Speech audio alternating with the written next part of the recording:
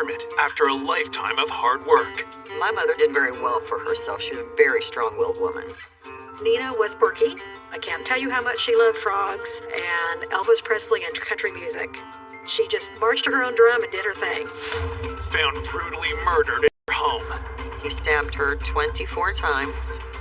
There was blood throughout the house. It's like living in a bad horror movie. A dangerous predator eludes police. She had been sexually assaulted. Our victim potentially knew who the suspect was. I kept asking them, is this going to be a cold case? And they kept telling me, we're not done yet. DNA evidence leads to a shocking realization. It was a match to another murder. The thought that we had a serial killer in town scared the hell out of me. And a suspect no one saw coming. To call this an unexpected killer is an understatement. That's like every person's nightmare. It hit me like a ton of bricks.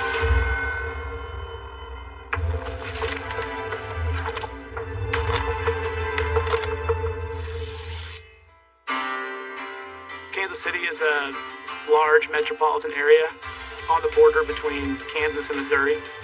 Kansas City can be a very fun place to be. We love our sports in this city. It's a very friendly place to live. Nothing seems out of the ordinary on October 29th, 2010, until Kansas City police receive a 911 call about a woman found unresponsive in her home. A woman called police and said she discovered her mother at the bottom of the basement stairs, and she checked her for vital signs and found she was dead. When the first officer arrives on the scene, the caller leads them to her 75-year-old mother, Nina Whitney. I showed them my mother's body laying at the bottom of the stairs. I told the police officers I believe she had just dropped over from a heart attack. Then I called my cousin Kim. The phone rang and I picked it up and Paige told me my mother is dead. Paige said she thought maybe Aunt Nina fell down the stairs going to the garage. While Paige speaks with her cousin on the phone, police take a closer look at Nina's body. Nina was face down, and there was a shelving unit there with a bunch of glass frogs, and a lot of those frogs had fallen off the shelf on top of her. It initially looks like an accident and a natural death, but when they rolled the victim over, they discovered several stab wounds in her chest.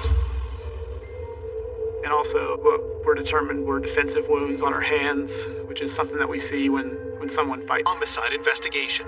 When someone's stabbed like the victim was, it usually means there's some sort of emotion tied there because you're actually stabbing someone instead of just shooting them or something like that. Her blouse had been pulled up and there were buttons missing, and they quickly discovered that they're what they believed to be saliva on her breast, which they swabbed. So it felt like this was sort of a sexual in nature homicide. Police inform Paige that her mother has been murdered. I don't think I've ever been that stunned in my entire life. It's so surreal. It's like living in a bad horror movie. I don't know how to describe it. You're just totally and completely stunned. A lifelong native of the Midwest, Nina Whitney was a woman with humble roots. My mother was born in South Dakota, and then their family wound up here in Kansas City in the late 40s, early 50s. My mother had a very rough life. My mom's mom left their family, so my mom was left to take care of her younger siblings. She married my father, and my parents divorced when I was about 9 years old. My father left her pretty much destitute, so it was just the two of us. And we struggled tremendously. My mother worked some very hard jobs, and we lived on food stamps. Eventually, Nina found a stable, well-paying career. She worked on the assembly line at General Motors here in Kansas City. She managed to buy a house, and she did very well for herself. She was a very strong-willed woman. Nina wanted a better life for her daughter and encouraged Paige to get an education. Went into criminal justice at Central Missouri State University, and I was a probation parole officer for 25 years. The older I became, the closer my mother and I became. We spent a tremendous amount of time together. My mother started collecting frogs back in the mid-70s. Ceramic, glass, dishes, clothes, bedding, towels. The entire house was filled, wall-to-wall, floor-to-ceiling, with frogs. Nina's favorite hobby earned her the nickname Frog Lady. Nina was quirky. I can't tell you how much she loved frogs and Elvis Presley and country music. She just marched to her own drum and did her thing. Investigators are stunned that someone would viciously attack this 75-year-old woman in her home. I was in total shock, truly. She was in her house, minding her own business, not doing anything wrong. Like, how on earth did that happen? When I found out Nina had been killed, I couldn't imagine who could have done this. I had no ideas. Detectives interviewed Paige to narrow down when the murder might have taken place. Friday, at about 6:45, I decided to call my mother to see what time she wanted to go shopping on Saturday. And that's when she didn't answer the phone. Didn't answer that either. Then I started to panic. So then I took off and went out south toward her house. And when I got to her house, the porch light was not on. And I knew something was very wrong. So I walked through to the kitchen and it was dark. So I turned the light on. And there was her body laying at the bottom of the stairs.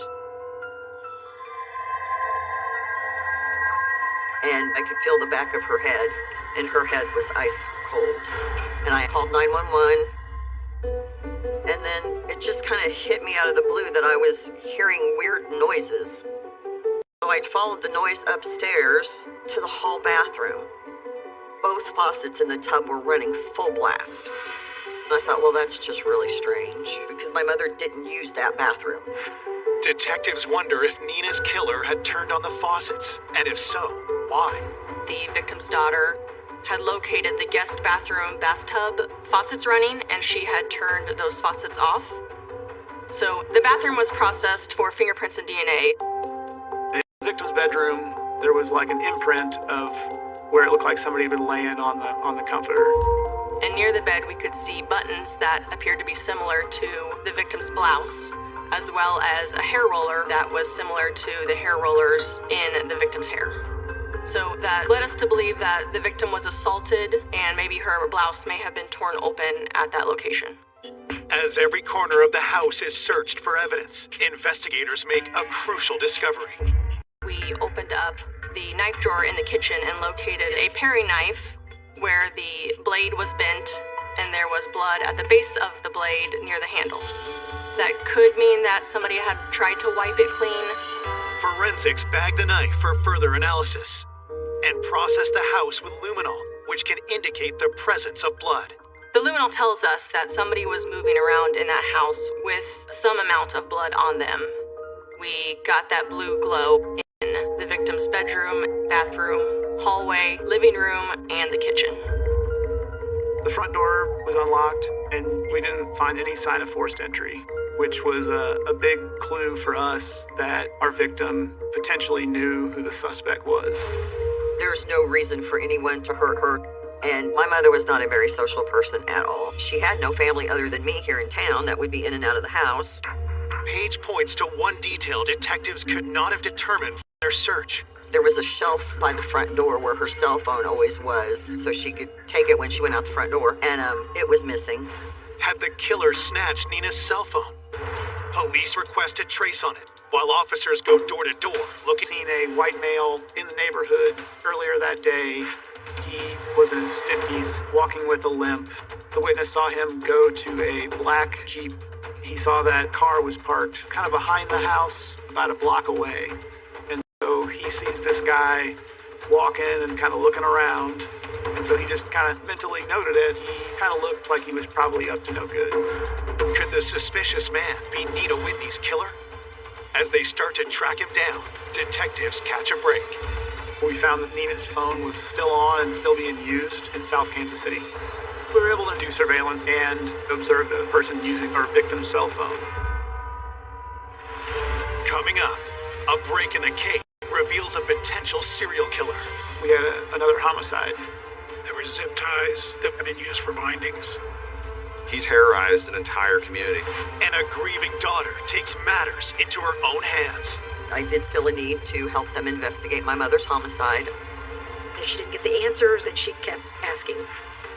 In my gut, I just knew that was him.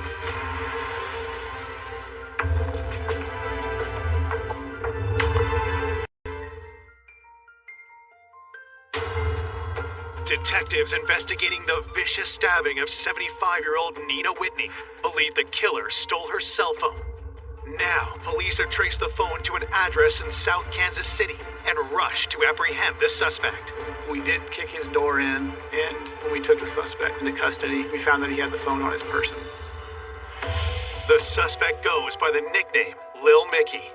Police demand to know how he came into possession of a murdered woman's cell phone. He told us he was walking down the street pretty close to our victim's house and found that phone laying in the grass. He said he didn't make the most money in the world and was just glad to have a cell phone that was working and started using the cell phone. Skeptical of his story, investigators ask him if he killed Nina Whitney. Little Mickey adamantly denied being involved in any sort of violence with our victim or anything where someone was harmed or killed. We asked him, you bought this phone off somebody else? Did you get it from a person? Despite hours of questioning, Lil Mickey stands by his story. His story was, I found the phone there in the grass and picked it up. Police want to know his whereabouts at the time of the murder. Based on her lights being off in the house, we believe Nina's murder happened during daylight hours. And he did provide an alibi, a female that he had been with that day. Investigators have no grounds to detain Lil Mickey any longer, but they obtain a sample of his DNA just in case.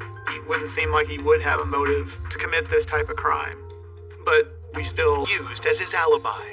So we talked to her. The information she was able to provide, it matched up with what he had been saying. With Lil Mickey looking unlikely as the killer, detectives turn back to the theory that Nina knew her attacker. It was obvious that she had let someone in the house because there was absolutely no forced entry. We had to look at Nina's history and try to figure out who she would have let into the house. And we also had the witness that had seen a white male in the neighborhood. My supervisor thought the composite sketch would be a good thing to pursue in this case. The witness willingly came down to police headquarters and met with our sketch artist. She sat with him and gave a pretty good-looking composite sketch of what he believed the party looked like that he saw that day.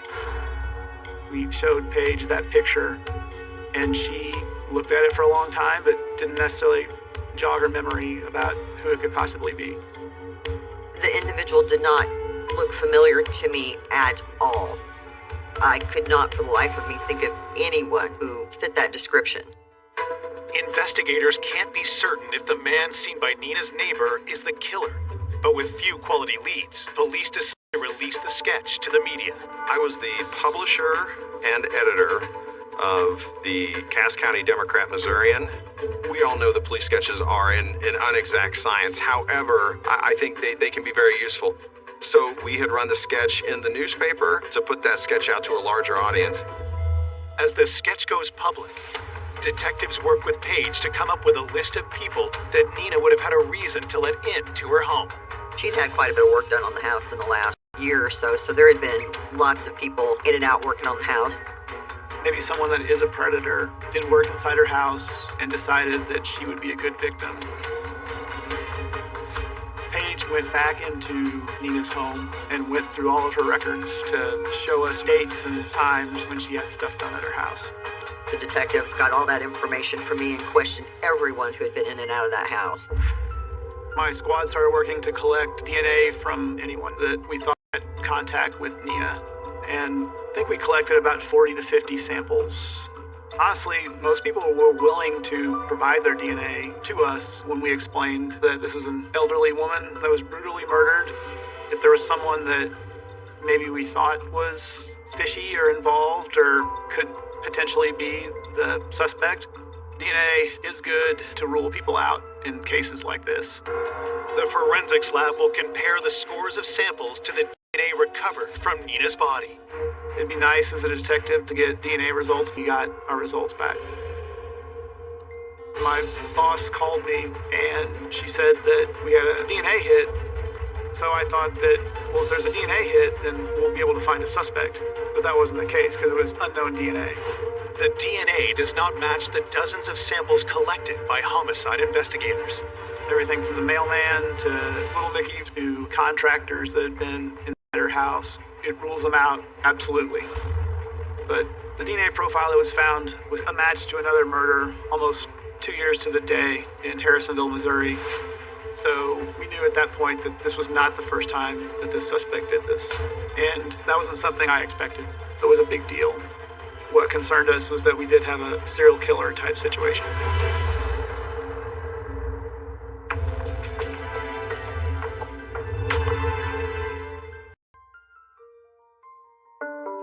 One month after the murder of Nina Whitney, DNA taken from the crime scene is matched to another homicide in the national database.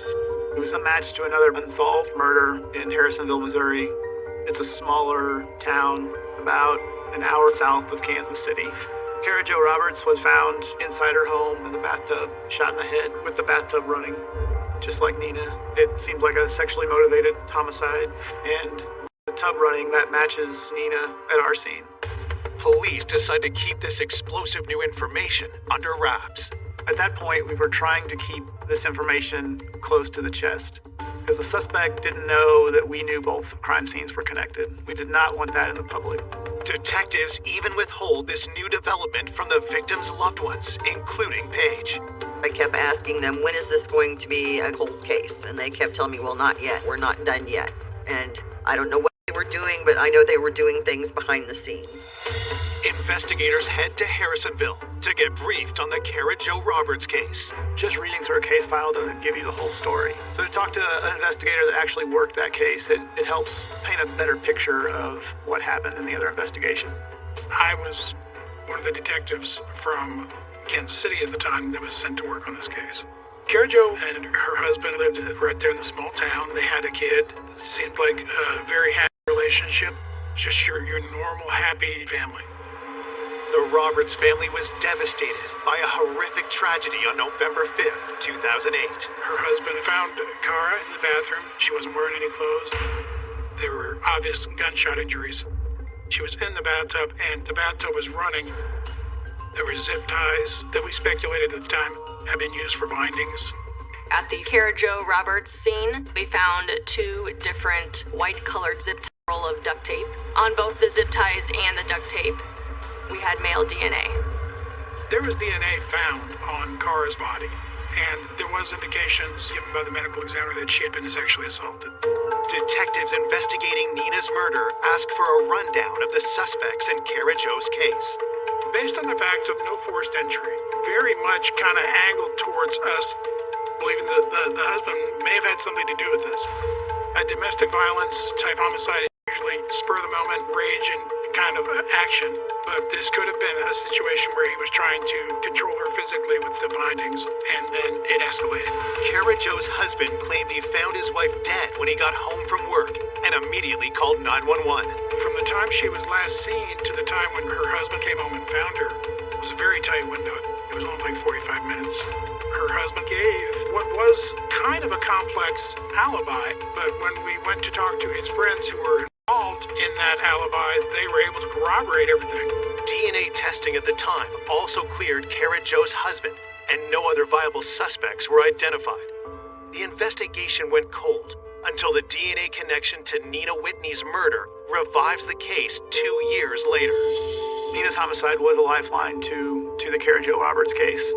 We have double information. We have a bigger picture of what's going on in both of these acts. What we have to do at that point is start doing what's called victimology.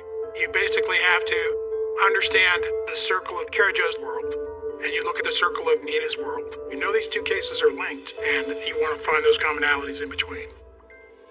What was really interesting was all the stuff in the Kara Jo Roberts case that matched up to Nina's case. As far as the tub running, we had a lot of different theories, but our main one was if our suspect was going to commit a rape, they would want to use that tub to wash away evidence after the act. In Nina's case, he turns on the water to try to maybe get her body up into the bathtub. He may have not been able to drag her body up those stairs. Our witness down the street sees this guy walking with a limp, and we thought the limp may have hindered him from getting her body back up to the tub. So just like our case, the Kara Jo Roberts case had someone down the street that saw someone in the neighborhood. The witness had seen a Jeep, had seen a male going to the Jeep, and that male may have been limping, and it looked like they were up to no good. Despite the telling parallels, police can't find anyone connected to both Nina and Kara Jo. That was not the answer that we wanted as detectives, because that meant that it was somebody totally random. A random person coming in and taking their life. That's like every person's nightmare. And it makes it even more urgent to try to catch the person. So you're grasping at straws, looking for any leads, any information, any help you can get to try to solve a case like this. You can only work with what information you've got coming in. There wasn't any new information coming in at that point. Running out of options, detectives turn to the one person who might be able to connect the two victims. Detective Blank called me, and he said, "Paige, I have something to tell you." And what he told me was more horrifying than my mother's homicide. That scared the hell out of me.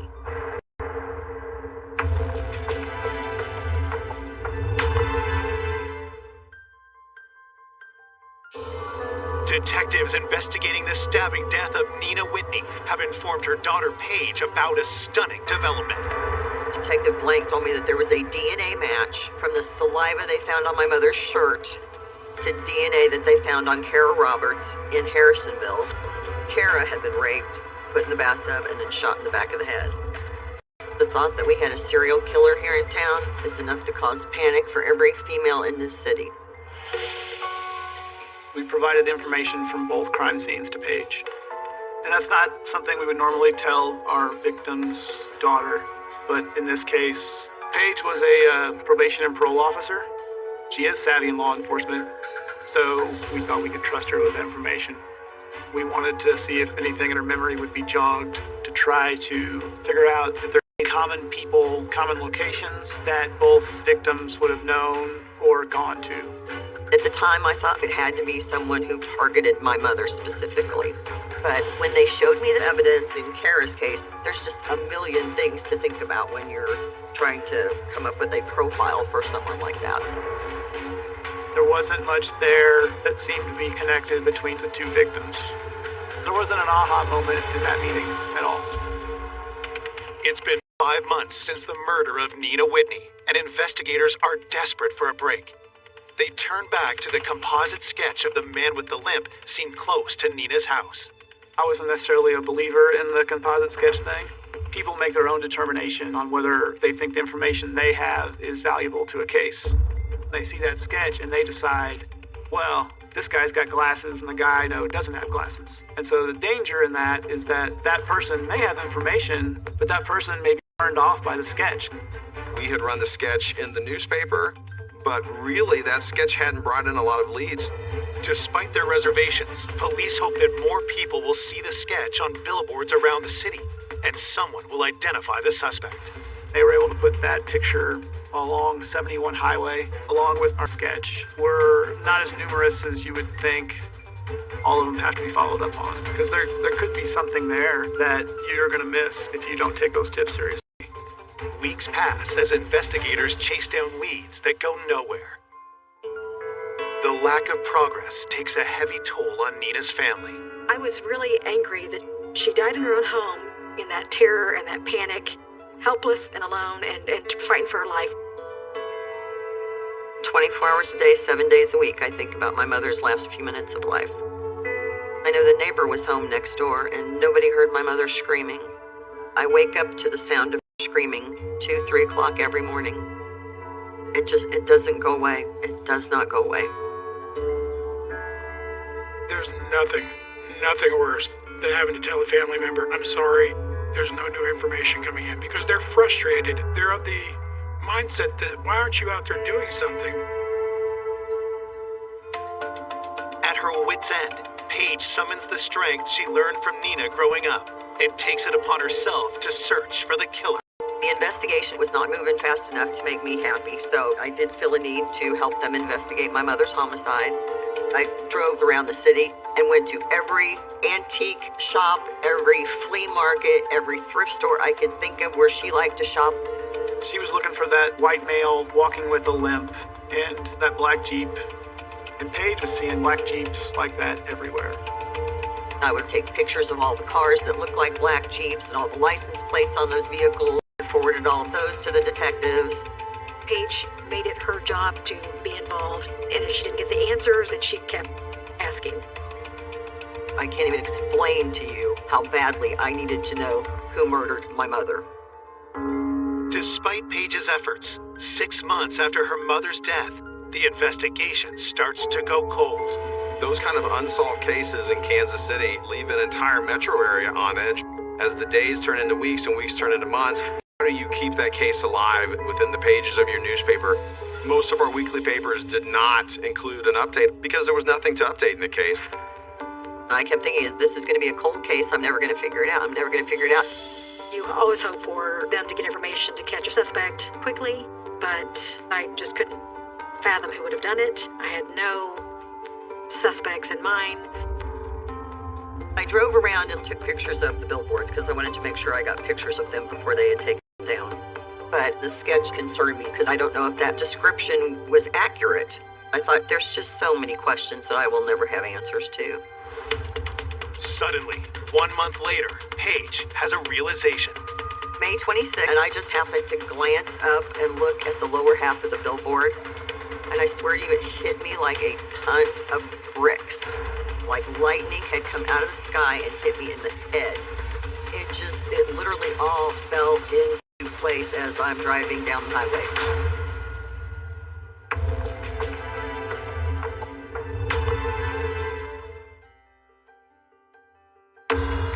7 months after the murder of Nina Whitney, her daughter Paige has just been struck by a mind-blowing realization. I was driving down 71 Highway, and I just happened to glance up at the billboard. Prior to that, when they showed me the sketch, the individual did not look familiar to me at all. I just focused on the lower half of his face and the chin, and it's just an epiphany. It was Jeff. Jeff Moreland was a boyfriend that I had for 3 years while we were in college. We met in 1983 at Central Missouri State University, had a relationship for 3 years. Jeff and I met in a criminal justice class. He was as sweet and charming and funny as he could possibly be, and I truly fell head over heels in love with him.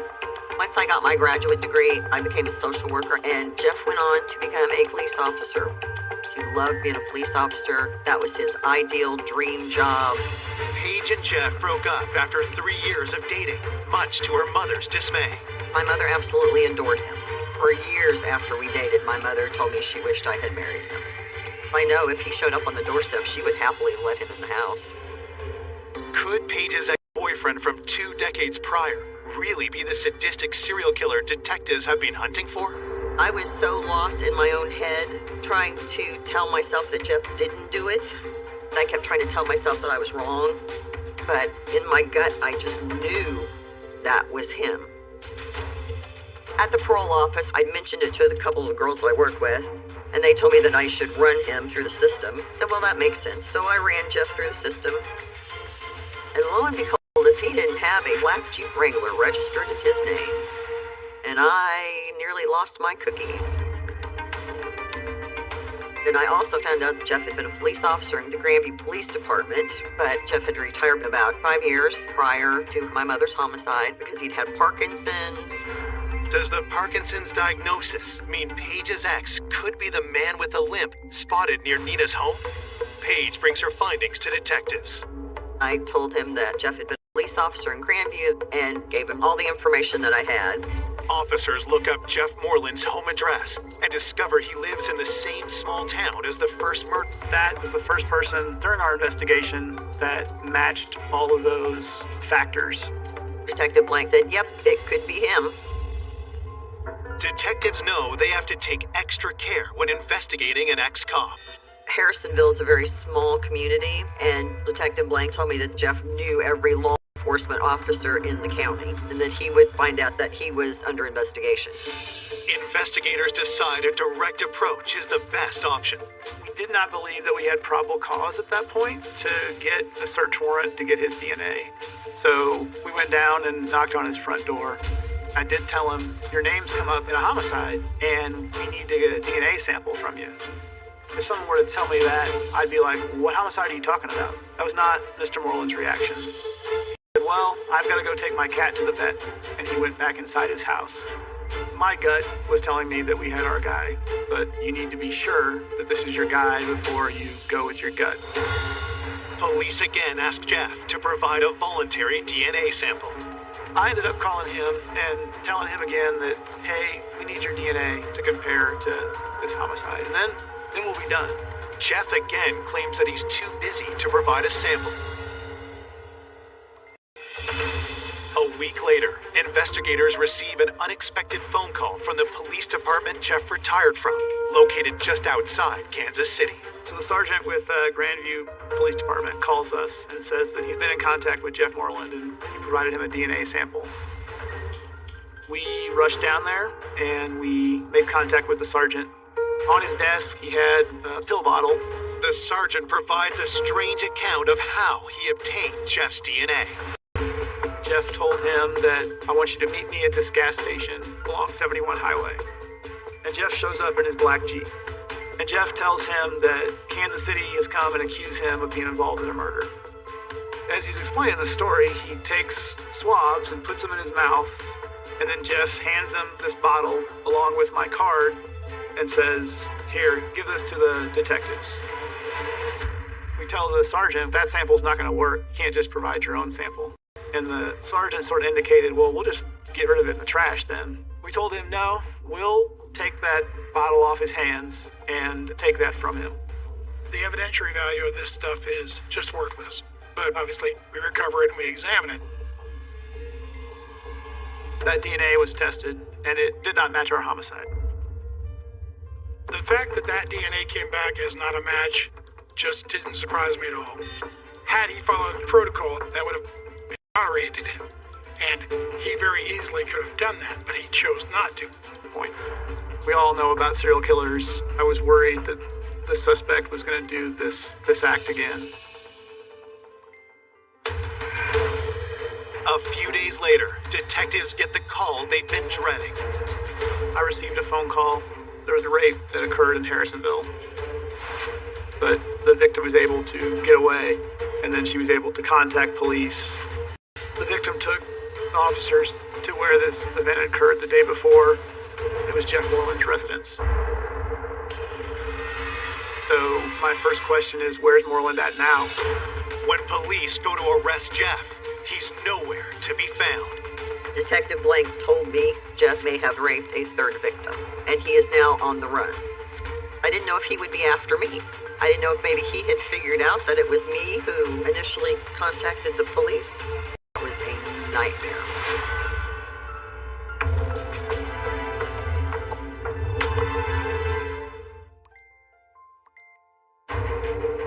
Former police officer Jeff Moreland is the prime suspect in the murders of Kara Jo Roberts and Nina Whitney. Tragically, a third woman has now been attacked, but Jeff has disappeared, and investigators fear he may strike again. When I heard that he had taken off, I was worried about Paige. The detectives told me they truly did not know where he had gone or what he knew. I told Detective Blank he would probably find Jeff in Iowa near his family. As Paige predicted, a trace on Jeff's cell phone leads police to a motel in Iowa. He had taken a bunch of over-the-counter sleeping pills. He tried to take his own life, and then ended up in a hospital in Des Moines. Jeff survives the suicide attempt, and he is taken into custody by local police. We headed up there to Iowa to get Mr. Moreland's DNA. We drove all the way back from Iowa with it. We wanted to be sure he wasn't going to get out of custody or bond out or whatever. And then the next morning, we got the DNA results back. We told Paige that his DNA matched both crime scenes. Jeff is, in fact, involved in the murders of Kara Jo and Nina. It just blows my mind. And it was beyond all comprehension to me. This was 2010 when he murdered my mother. And Jeff and I split up in 1987. I had no idea what Jeff would become. The last time I actually saw Jeff was in 1994. He told me then that he periodically would patrol up and down my mother's street just to make sure that everything was okay. And at the time I thought, oh, that's so sweet. But now looking back on it, I just don't know. Jeff Moreland is charged with the murders of Kara Jo Roberts and Nina Whitney, and the sexual assault source of Jeff's phony DNA. We were contacted by Jeff Moreland's ex-wife, and Jeff Moreland had a daughter with this ex-wife, and that daughter was engaged to someone. And that guy said that Jeff had called him out of the blue, and Jeff told him that he needed a sample of his DNA for a paternity test because someone was accusing Jeff of being the father of a kid. And so he provided a DNA sample and gave it to Jeff Moreland. Then, Jeff tricked the Grandview police sergeant with some sleight of hand. So the sergeant provided us a formal statement where he said he wasn't able to see Moreland's hands at all times when Moreland was taking a sample of his DNA. Jeff's attempted deception backfires, only giving prosecutors more evidence against him. There's nothing for the defense to attack. There's nothing to be argued because the physical evidence was just overwhelming. I think it also says a lot that Jeffrey Moreland had 0 witnesses in his defense at the trial. He got life without parole plus 50 years consecutive on Kara Roberts' homicide. And then he got 10 years for armed criminal action and 20 years for murder second on my mother's case to run concurrent. With no trial testimony from Jeff, police and the victims' families are left to piece together exactly what happened to Nina Whitney and Kara Jo Roberts. What we do know is that Jeff Moreland took Kara Jo's life. My personal opinion is he was driving by and saw her in the yard, and he was in that mode where he was hunting and decided that's his target. After killing Kara Jo, it seems Jeff developed a taste for murder. He struck again 2 years later. I believe the day that Nina was murdered, Jeff Moreland simply knocked on the door and Nina saw who it was and let him in the house. It's not necessarily uncommon for a predator to go after older women because they feel like they are easier victims. Of course, my mother would let him in. And then at some point, he had to have started forcing her backwards up the stairs. I think when he got her into her bedroom, that he tried to rip her shirt off of her, forced her onto the bed, but she did fight back. She did run. My mother went running down the stairs. He chased her. He stabbed her 24 times. The kill shot was here through the throat.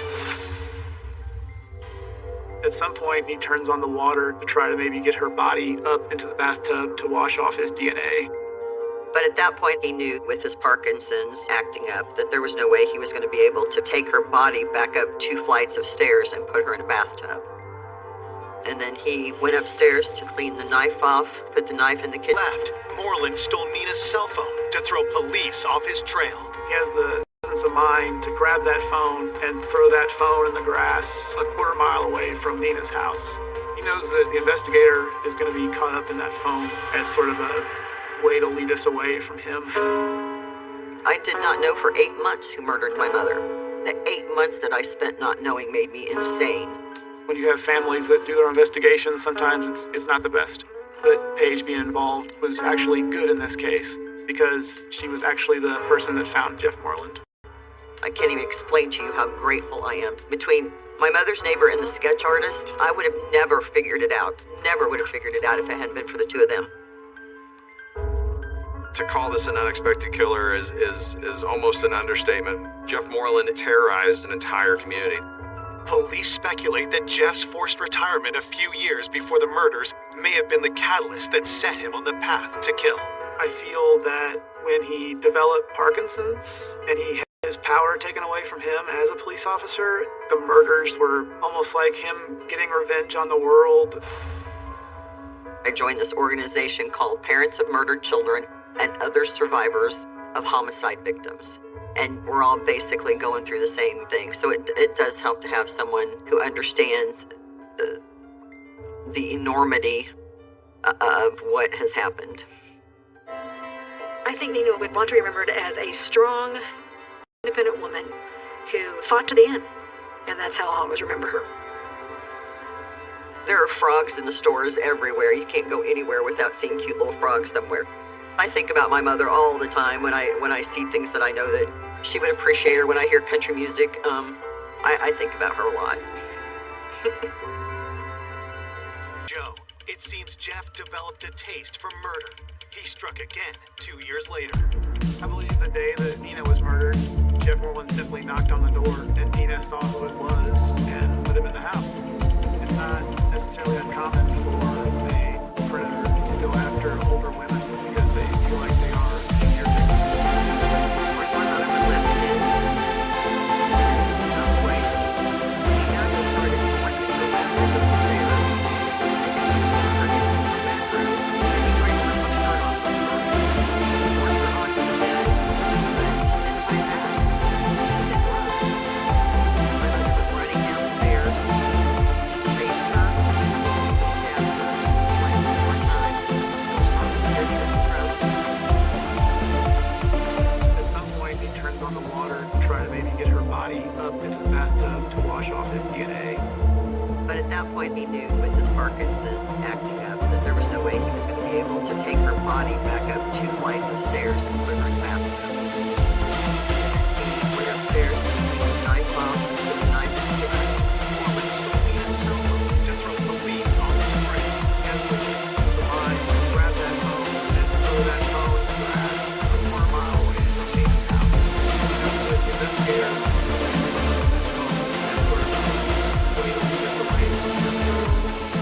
I did not know for 8 months he murdered my husband.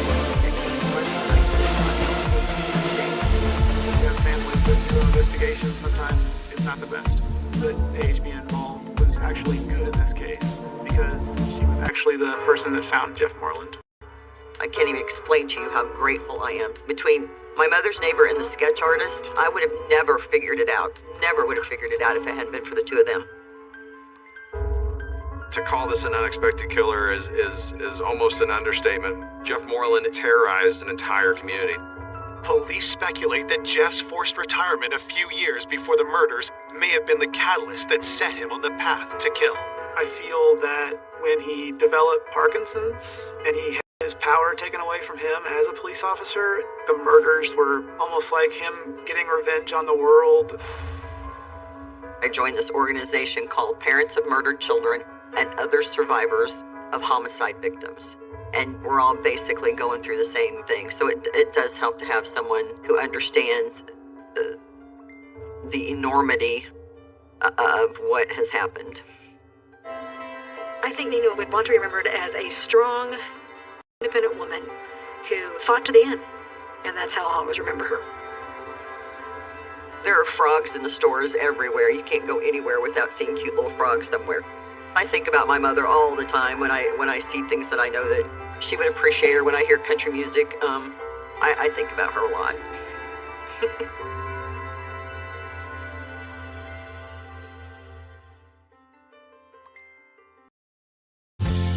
An outgoing and vivacious mother Everybody that met her loved her. She would make like everyday fun. She was vibrant, happy.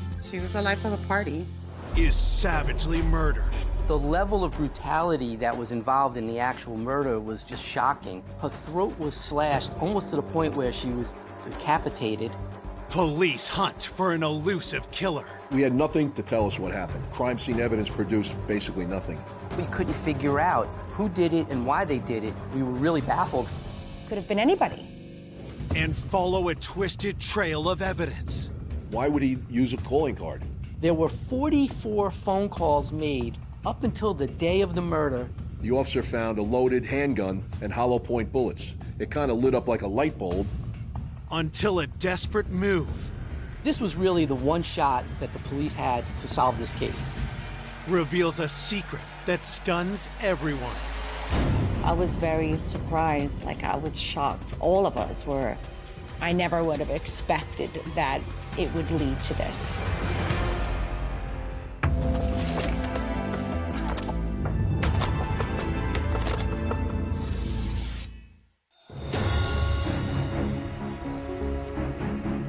At 10:27 p.m. on a cold Tuesday in January 2003, Ramapo Police Dispatch receives an emergency call. Ramapo 911. My neighbor just ran in my house and said his wife is on the floor in the house. He's here and he's sort of like in a state of shock. Let me talk to him on the phone. All right, hold on a minute. Yes. Sir, I have help on the way. If you stay right where you are until the officers get there, do you know if your wife is breathing? No. She didn't answer me. Did you check to see if she was breathing? No, I walked into her room. The lights don't go on. got blood on her. Where? When I cried, Evelyn, she didn't move. Did you come home and find her that way? I just came home. Officers are dispatched to the home, located in a quiet family neighborhood. When I initially approached the house, I see a man with a young boy with this really blank face. Walking by, he didn't say anything to me. I noticed that he had a shopping bag. It looked like a gallon of milk.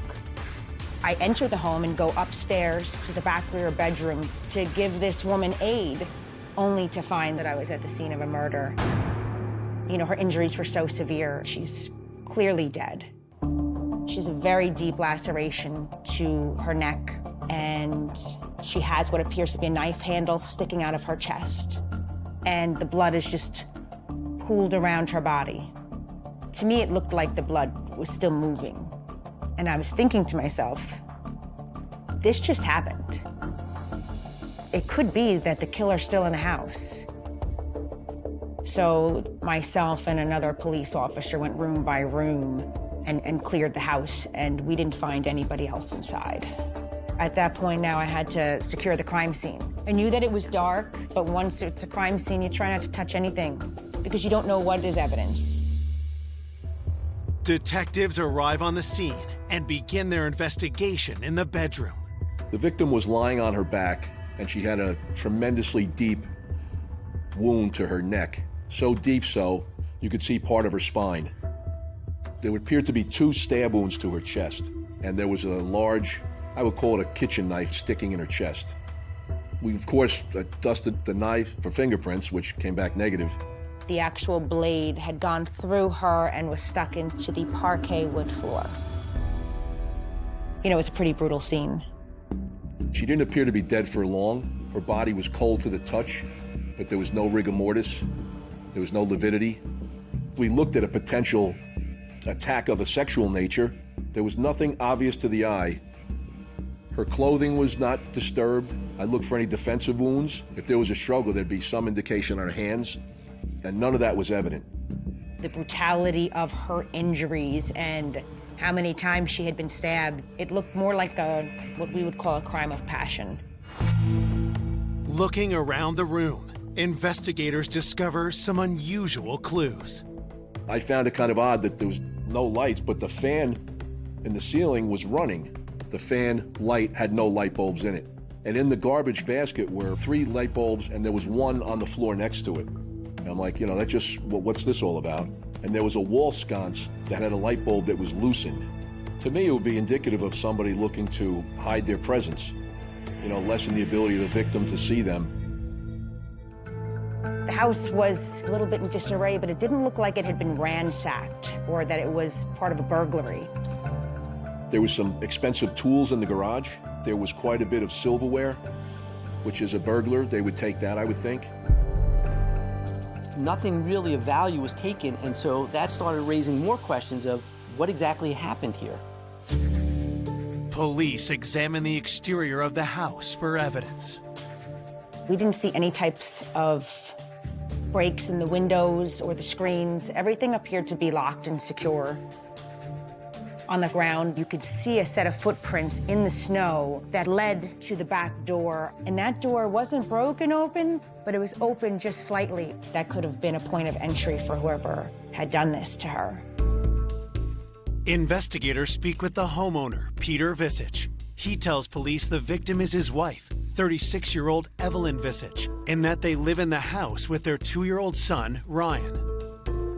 Peter told the police he had gotten home with his son and that he observed that something happened to his wife.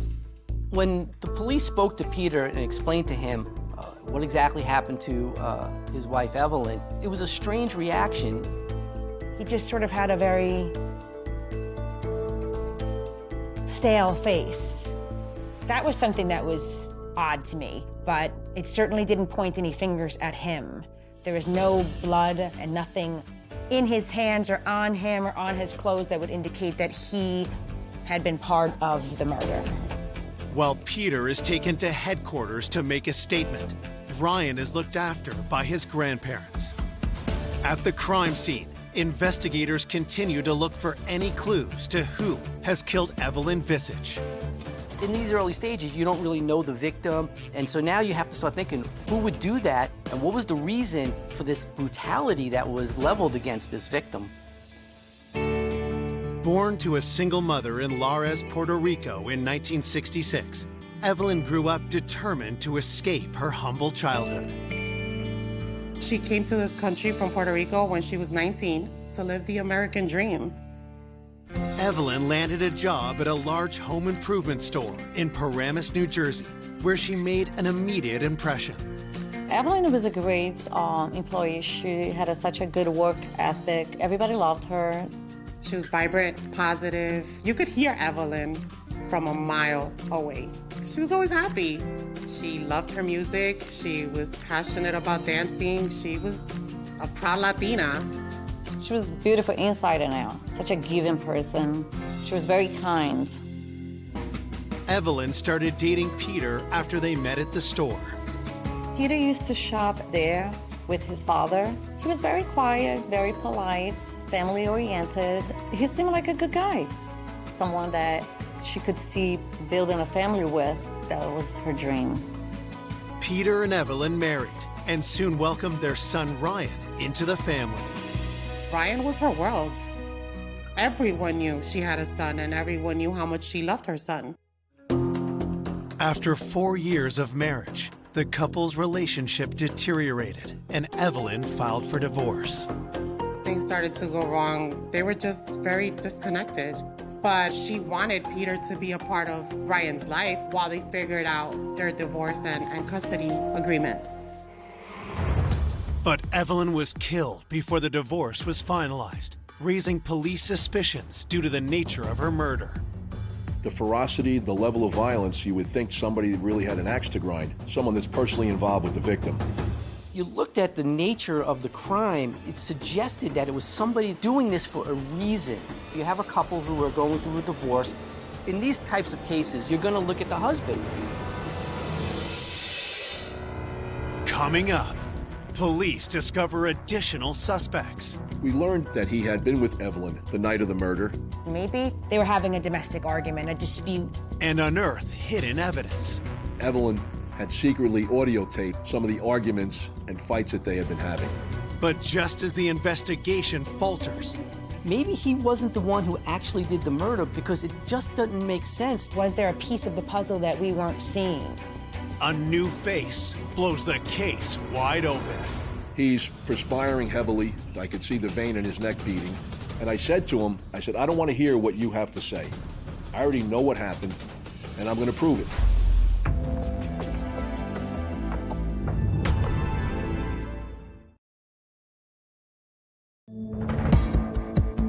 Police investigating the murder of mother of one, Evelyn Visage, have their first suspect, her estranged husband, Peter Visage. You have to start thinking, did the husband do this, or is he involved in it somehow? Peter mentioned that his relationship with Evelyn was troubling to him because they were in a different place. He wanted her to stay home, she wanted to work, and the relationship deteriorated, and Evelyn had filed for divorce. Evelyn and Peter still lived in the same home even though this divorce was proceeding. They slept in separate bedrooms, but they were living under the same roof. Peter claims he last saw Evelyn alive the morning she was killed. He had taken his son for the day. Evelyn had gone to work. Peter told us he went to his mother's house at 8:30 that morning with Ryan to do some household repairs. He didn't have a steady job. His parents supported him. He also did a lot of odd jobs for them that they paid him for. He stayed at his mother's house till approximately 8:30, and at that time he went with his son Ryan to the Palisades Mall. Peter tells police that just after 9 p.m., he called Evelyn's cell, and she told him she was at a friend's house. She told Peter that she was on her way home and would probably be home within 20 minutes or so. At approximately 10 p.m., Peter received a telephone call from Evelyn asking where he was. Peter said to Evelyn that he was picking up milk and that he would be home shortly. Peter said that upon arriving home, his intent was to put Ryan to bed, but he said that he found it odd that the lights were not working in the hallway. He said he looked into the bedroom, he saw that Evelyn was on the floor, and he said that she was obviously deceased, according to him, and he ran back downstairs and ran to the neighbor's house to call the police. Peter Visich was questioned for over 16 hours. I mean, it was a very long interview. He never asked to leave. He never said, I want a lawyer, leave me alone, anything like that. He was cooperative throughout. He agreed to provide us with fingernail clippings, hair samples, blood sample, a buccal swab for his DNA. As Peter is providing samples, investigators run a background check. There was nothing in his history indicative of this violence. Peter was typically a guy who was, if he wasn't home, working on cars, motorcycles, he was at his parents' house. Peter Visich's mother confirmed his alibi for the day and evening at the time that he said that he was there.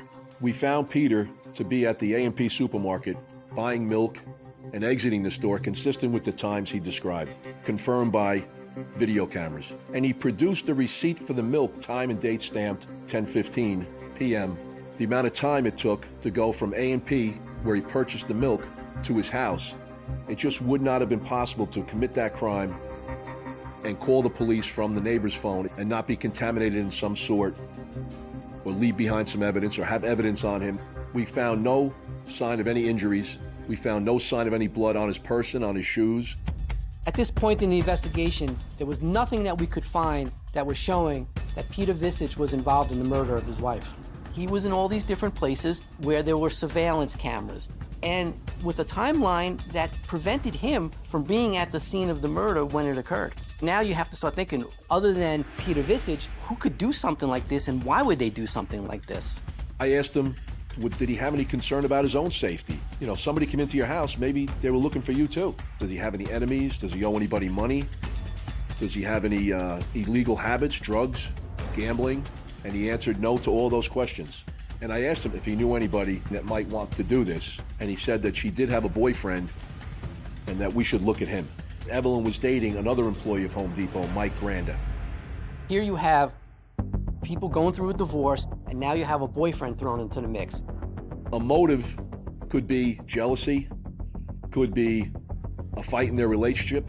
The fact that she still lives with Peter could be a source of upsetment for Mike Granda. Maybe it was a jealous boyfriend who had come in there. It fit the profile for the crime scene, being that it was so horrific. The next morning, police head to Evelyn's work to interview her boyfriend, Mike, and find that her coworkers already suspect something is wrong. I remember I kept calling her because Evelyn was always at work by the time I got there, and she wasn't there that day. I saw detectives when they came in, and I got suspicious. And I said, something happened to Evelyn, right? So the detective said to me, how would you know that? So what I said was, you just confirmed it to me. We interviewed Evelyn's co-workers, and to a person, they all loved her and spoke highly of her. And she had some very close relationships with people that she worked with that loved her dearly, that she was good to them, they were good to her, they looked out for each other. Evelyn was very, very loved at work. Emotionally, it was horrible. I mean, we were her friends. We were her family. She wasn't just a friend, she was like a big sister to me. As investigators speak with Evelyn's coworkers, her boyfriend, Mike Granda, arrives to start his shift. When Mike Granda arrived for work, we told him that Evelyn had been murdered. He was visibly upset. But when detectives ask Mike where he was the night before, his answer raises eyebrows. According to Mike Granda, he had been with Evelyn the night of the murder. At that point, you have to really look at every possibility. Maybe she was going back to her husband. Maybe she had broken up with him. Maybe it was a crime of passion. Maybe they were having a domestic argument, a dispute. We had to look at him as a possible suspect for the murder.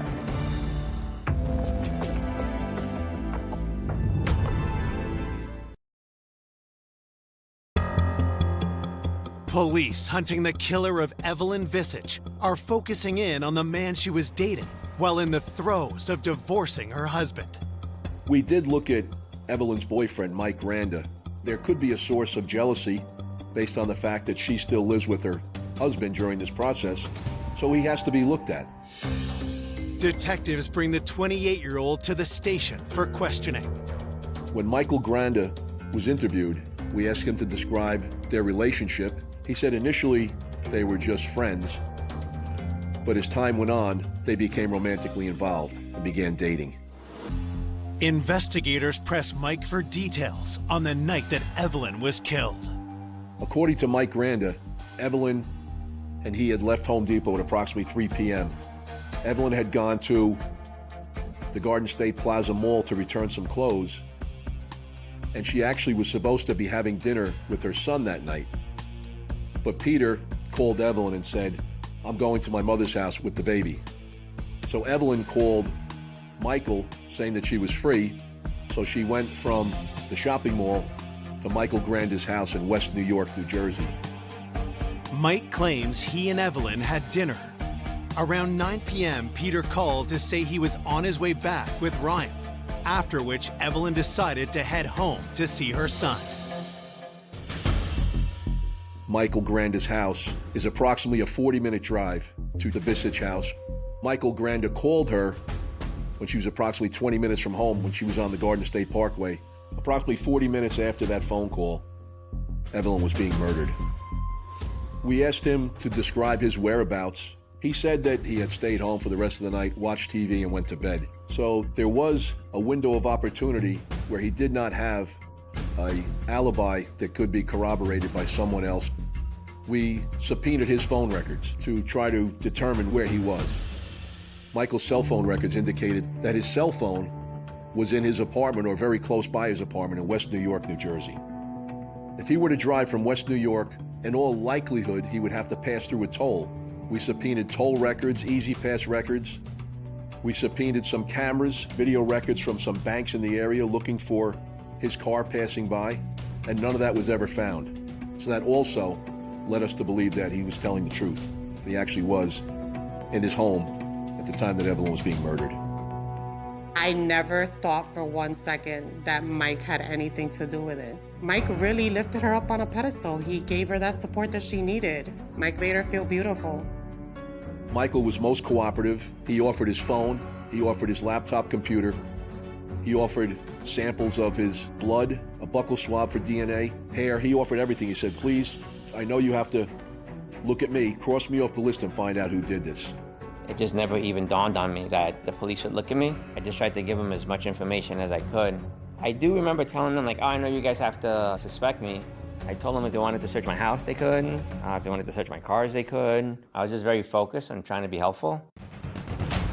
After the police obtained all the information from Mike and speaking with him and speaking with others, he was quickly ruled out as a suspect in the murder of Evelyn Visage. And there was just nothing to suggest that Peter Visage was involved. So if you don't believe the husband's involved, you don't believe the boyfriend's involved, you have to look at other individuals that may be involved. At that point, could have been anybody. You can't make assumptions on who it could be. You have to really look at every possibility.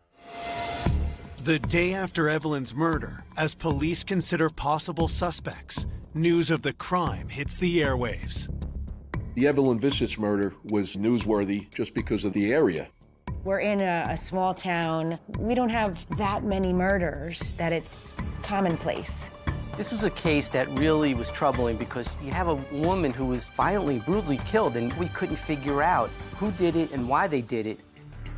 Hoping for a new lead, investigators looked to the autopsy report to learn more about the crime. She had 2 stab wounds in her upper back area. Those were the initial strikes. And then she had a very deep slash wound to her throat. And then there were 2 stab wounds in her upper chest area, powerfully done as indicative by the fact that the knife was stuck in the floor. Based on what the medical examiner described to us, I can only imagine the sheer horror that Evelyn was experiencing. The level of brutality that was involved in the actual murder was just shocking. Her throat was slashed almost to the point where she was decapitated. It was blood-curdling. She must have been scared. Somebody's in her home, she's in her bedroom Maybe it was a burglary gone bad and she came home and had startled whoever was in her house. We circle back to examining parolees in the area, both New York and New Jersey, sex offenders, people that have committed similar crimes, burglaries gone bad or robberies gone bad. At the time of Evelyn Visich's murder, there was a group of young men who were committing robberies and burglaries in the vicinity, including a Terrence Monk, who lived approximately 5 miles from the Visich residence. I do remember that we were having burglaries in the area, and I remember that we were having home invasions too. The name Terrence Monk, like it clicked with me. There were cases, robberies, burglaries, and assaults where Terrence Monk committed violent acts on people that didn't cooperate. He was also implicated in a robbery probably 1.5 miles from the Visich house. It kind of lit up like a light bulb. He certainly went right up to the top of the list.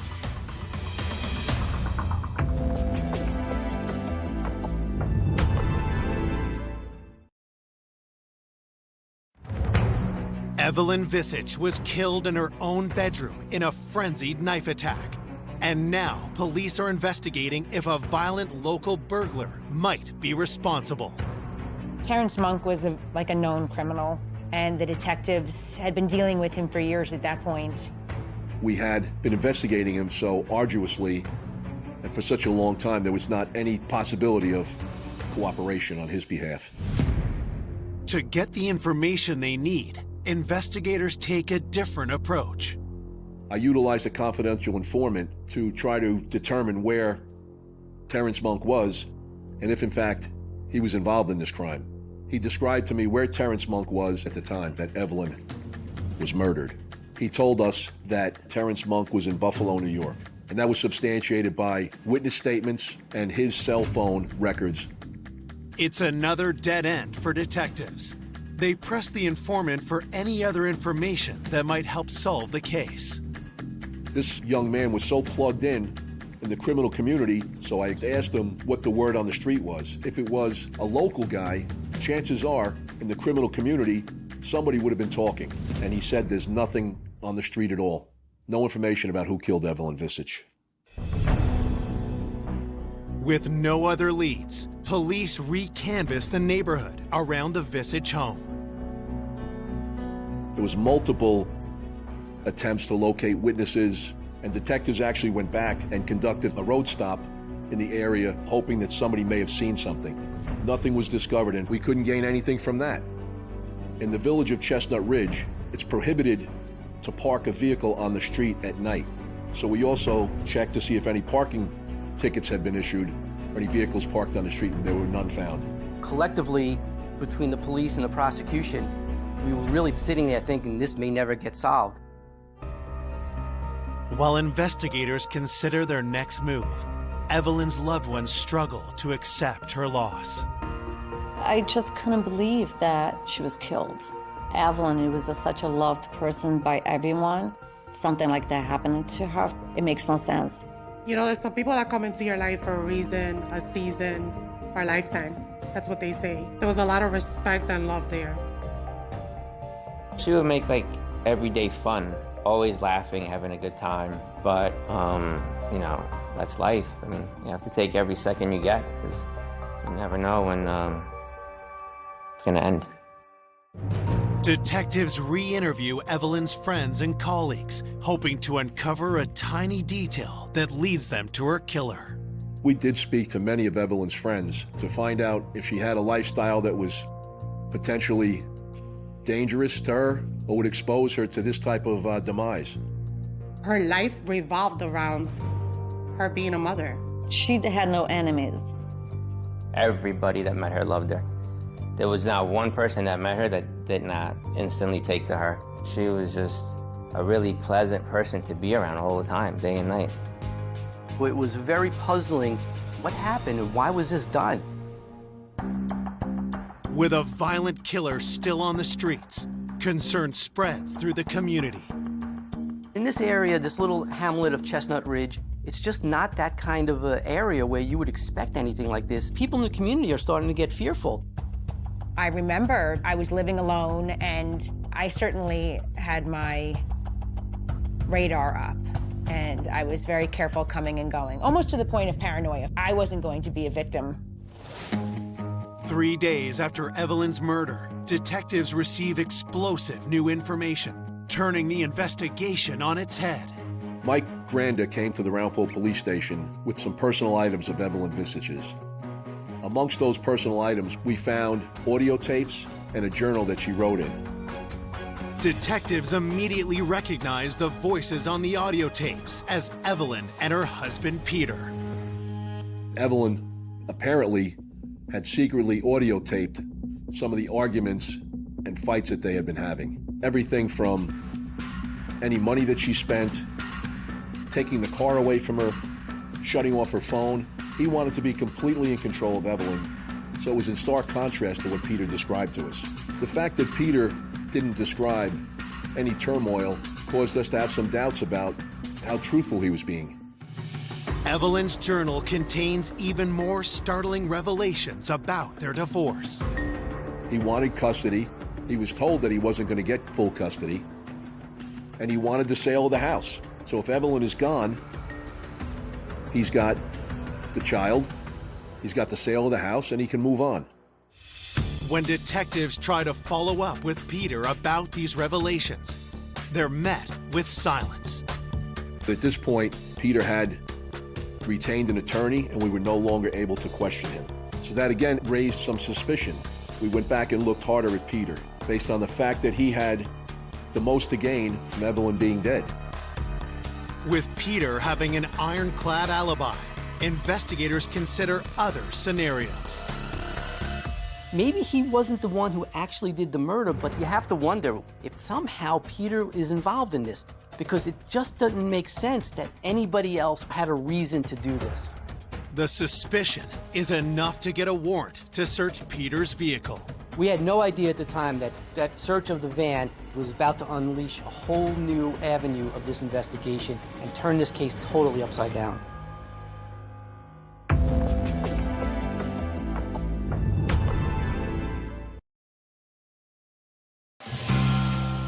New evidence in the Evelyn Visage homicide investigation has led police to revisit her husband, Peter, as a potential suspect, and they are now searching his vehicle for any trace of incriminating evidence.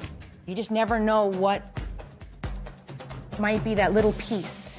You know, whether it's a hair or a fingerprint or that one bit of DNA might be the break in the case. Desperate for any lead in their investigation, police make a critical discovery. There was an extensive search of Peter's van, and we uncovered in the back pocket of the middle seat of the van $3,700 in cash in a white envelope. In addition to the money that was found, there was a Sprint calling card. This was tremendous evidence that we have just now uncovered. It offered a lot of questions. Why would a person have $3,700 cash? We examined Peter's financial status. At the time, Peter was not very solvent in terms of having any money. Somebody who's, by all accounts, broke, and he's got $3,700 in the back of his van. And of course, we couldn't ask him why, because he had already retained counsel. You have to now start wondering, why does this man have $3,700 in $100 bills left behind in his minivan? It's possible that Peter may have engaged someone to kill Evelyn, and that money was going to be used to pay off the final payment. Furthest thing from my mind was that a hitman could have been hired. That's really very rare in real life. Let's look at his bank accounts, his credit card statements, you know, things like that, as far as getting any solid evidence he was involved in this. We went back and looked harder at Peter's bank accounts, stock market, anything like that, in an effort to see if he had taken any money out to try to pay somebody to maybe do this, and nothing was found to be out of the ordinary or even considered to be like a payoff. Finding no evidence Peter paid to have Evelyn killed, detectives focus on the other item found in his van. Why would he use a calling card? Most folks, unless you don't have a cell phone or don't have a landline, don't have the necessity for a calling card. And Peter had a cell phone, he had a home phone, so we subpoenaed the records for that calling card. There were 44 phone calls made from that prepaid phone card records beginning in November of 2002 up until the day of the murder in January of 2003. Of 44 calls made on that card, almost all of them were made to an individual named Frank Thon. The name is new to detectives, but when they run it through the police database, they make a telling discovery. Police learned that Frank Thon was currently, at the time, in jail in the state of New Jersey. This is a man who's been arrested numerous times, assaults, violent assaults. His most recent arrest was for driving while intoxicated. The officer found a loaded handgun underneath the armrest of the truck and hollow point bullets. At the time of the murder, he was on intensive supervised parole. Shortly after the Visage homicide, Frank Thon turned himself in to serve a year in the county jail. Could there be an innocent explanation why Peter called a known violent criminal for months leading up to the murder, only to stop the day Evelyn was killed? We subpoenaed Frank Thon's phone records. Analyzing his phone records, we found that he was in the vicinity of the Visage home on January 6th, the day before the murder, and on January 7th, the day of the murder. Then it became really evident to us that he was involved in this. So now things are starting to click. We were able to secure a search warrant to search Frank Thon's apartment. And one of the things that the police recovered was a computer. Upon forensic investigation of that computer, we found that Frank Thon had searched directions from his apartment to the Visage home. The evidence is compelling, but investigators need something more concrete to lay charges. Based on the evidence that we had, it still was a very weak case. We don't have any forensic evidence that would connect him to the murder of Evelyn Visage. You need the probable cause, you need the connection to prove your case and to actually have it stick. With little else to go on, detectives make a bold decision. We had no other option other than to go at Frank Thon. We knew our case would depend upon Frank Thon making a confession. This was really the one shot that the police had to solve this case. It was a huge gamble because if he decided to ask for a lawyer, they could not question him anymore. If he denied it, they were stuck with what he had to say. Police can only hope that Frank reveals the truth of whether Peter was involved in the murder. We don't have a case against Peter. We're getting closer to figuring out maybe what occurred, but again, it doesn't prove that Peter Visage had any relationship to this murder. We had nothing other than just the fact that Peter is calling Frank Thon. This case is going to rise and fall, whether we succeed or not with an interview. Investigators head to the county jail to confront the hardened criminal. I specifically requested a small room where we could have the table against the wall, and we deliberately set that room up to increase Frank Thon's anxiety. We had lawyer boxes with Evelyn Visage's name on the boxes. We had maps with pins in them. The small office was full of, as I call it, a number of props. With everything in place, police bring in 41-year-old Frank Thon. They took the handcuffs off him, and we pretty much just stared at him for like a good minute or two, again, in an attempt to increase his anxiety. And he was visibly nervous. And I said to him, I said, I don't want to hear what you have to say. I already know what happened, and I'm going to prove it. And I'm going to tell you what, a murder for hire in New York, you could potentially face the death penalty. We told him that we had all types of evidence implicating him, and his face hit the table. He's perspiring heavily. His heart rate was obviously increased. I could see the vein in his neck beating. And I said to him, I said, you don't have any friends in this world right now. I said, if you tell us the truth, we'll try to assist you in getting the best possible deal. There was a long pause. He took a big sigh, and then he began to tell us what happened.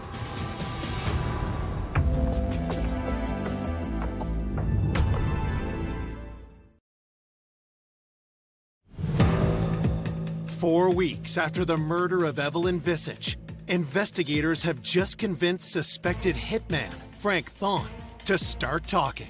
He almost had a look of detachment from what was going on.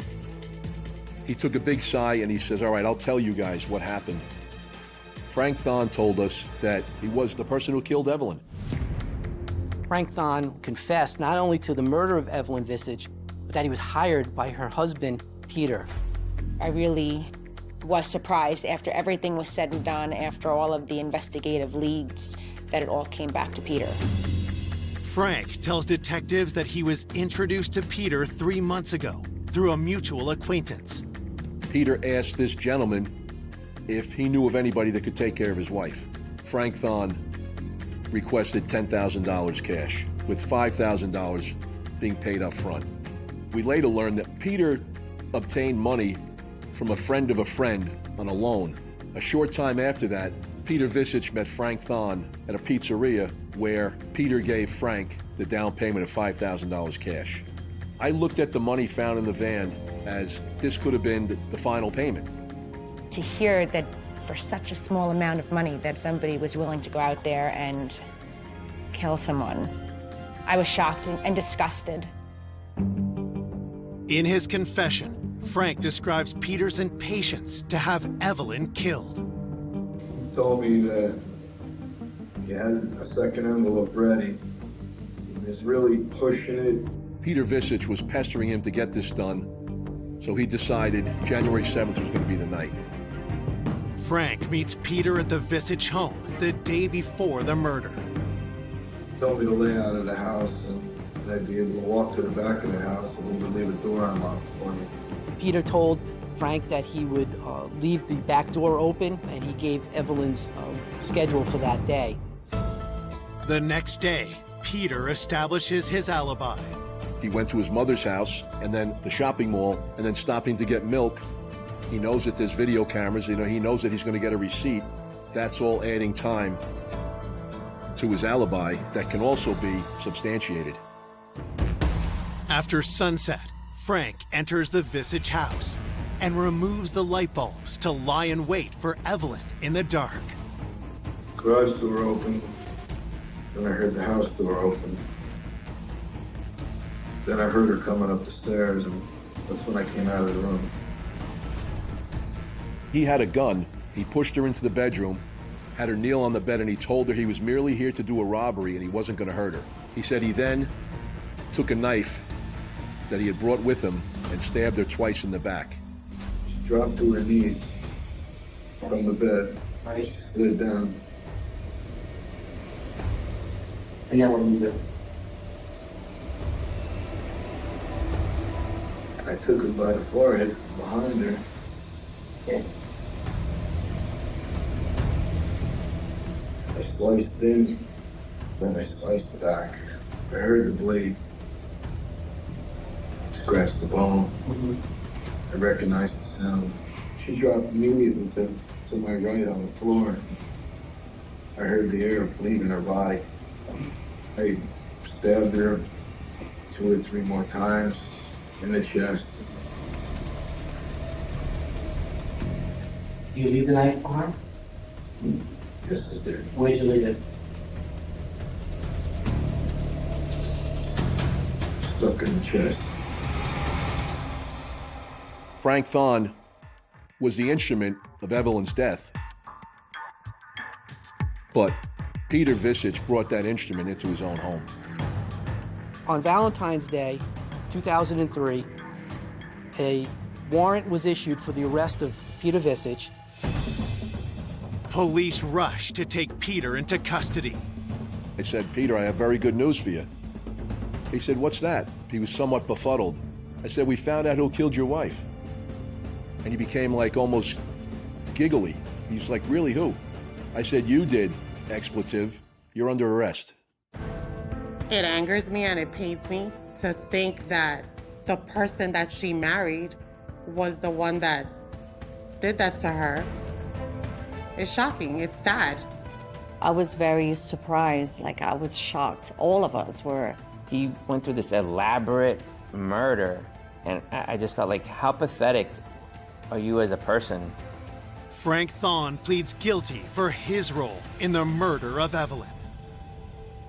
In exchange for his cooperation, he was promised a sentence of 20 years to life if he testified truthfully at the trial of Peter Visich. In November of 2003, in front of a packed courtroom, Peter stands trial for plotting to murder Evelyn. Evelyn's friends and family were throughout the trial present, they had to endure really gut-wrenching testimony, particularly when Frank Thon testified. He said that he told her at the end, I'm gonna put you out of your misery. And your husband was the one that hired me. She was just in shock. Peter Visage never takes the stand during the 8-day trial. He showed no emotion the whole entire trial. I would look at him and then just think to myself, like, why you had to get to that point? Why did you do it? After hearing the evidence, the jury deliberates for only 3 hours. The jurors announced that they did have a unanimous verdict, guilty on each and every count, including murder in the first degree, which carried a life without parole sentence. We all screamed. We were relieved, and we felt like justice had been served, although it was bittersweet. It's just so hard to comprehend why. Now the child doesn't have a mom or dad. What he did to Ryan is just as unforgivable as what he did to Evelyn, because he deprived Ryan of one of the most incredible human beings I've ever met in my life. I've never met anyone like Evelyn. For those closest to Evelyn, she remains alive in their hearts. Evelyn is still here with us. She's still in our spirit. She was full of love. She was full of life. She was the life of the party. She was always happy. And if you weren't happy next to her, she would have made you happy. She was a good soul. She was a good person. She will always be missed. Couple making plans for the next stage of their lives. They were getting ready to have a quiet retirement. They were such a beautiful couple. They would give you your shirt off their back. They had a lot of friends and loved spending time with family. Gunned down, execution style, in their own home. It just seemed to make no sense. Who would do that, and what could possibly be the motive? While searching for the killer, investigators uncover a world of greed and deceit. We looked at desperation. She was desperate for money. He felt he had been treated badly, basically kicked to the curb. People were saying that he was very upset. It certainly is motive. A series of chilling discoveries. We learned that he was receiving hundreds of thousands of dollars. Everything he's told us is a lie. Points to a killer no one ever imagined. People were shocked. It shows what a messed up psyche he's got. It was unbelievable how somebody can be that cold-blooded.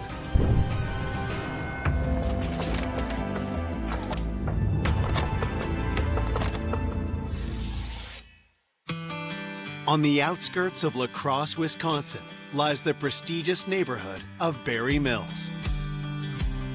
In early spring of 2010, this quiet community is rocked by a disturbing 911 call. 911, what is the address today? My name is Nicole. Okay, what's going on? I'm at my mom and dad's house. I came out to check that on the...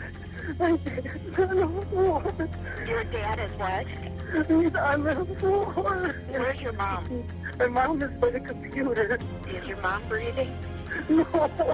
Okay, and your dad is not breathing? No. Okay, all right.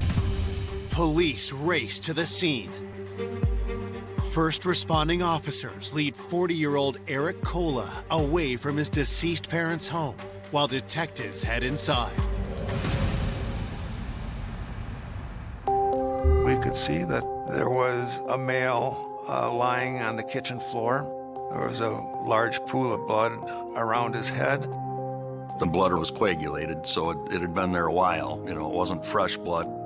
He was holding his car keys in one hand. He had his coat on. So it was clear that he had just walked in the door. He hadn't even said everything on the counter yet. As I viewed the male victim, the wounds appeared to be a gunshot. It was near the temple of his head. Around the corner is like a hallway entryway with a computer desk, and the female victim was there. She was shot in the head also. Their hands are on the keyboard. And so you could see that she had been typing before she was shot. What she was typing didn't appear to be significant, but it made us believe that she had no idea that someone was behind her going to shoot her. It appeared that they ambushed them.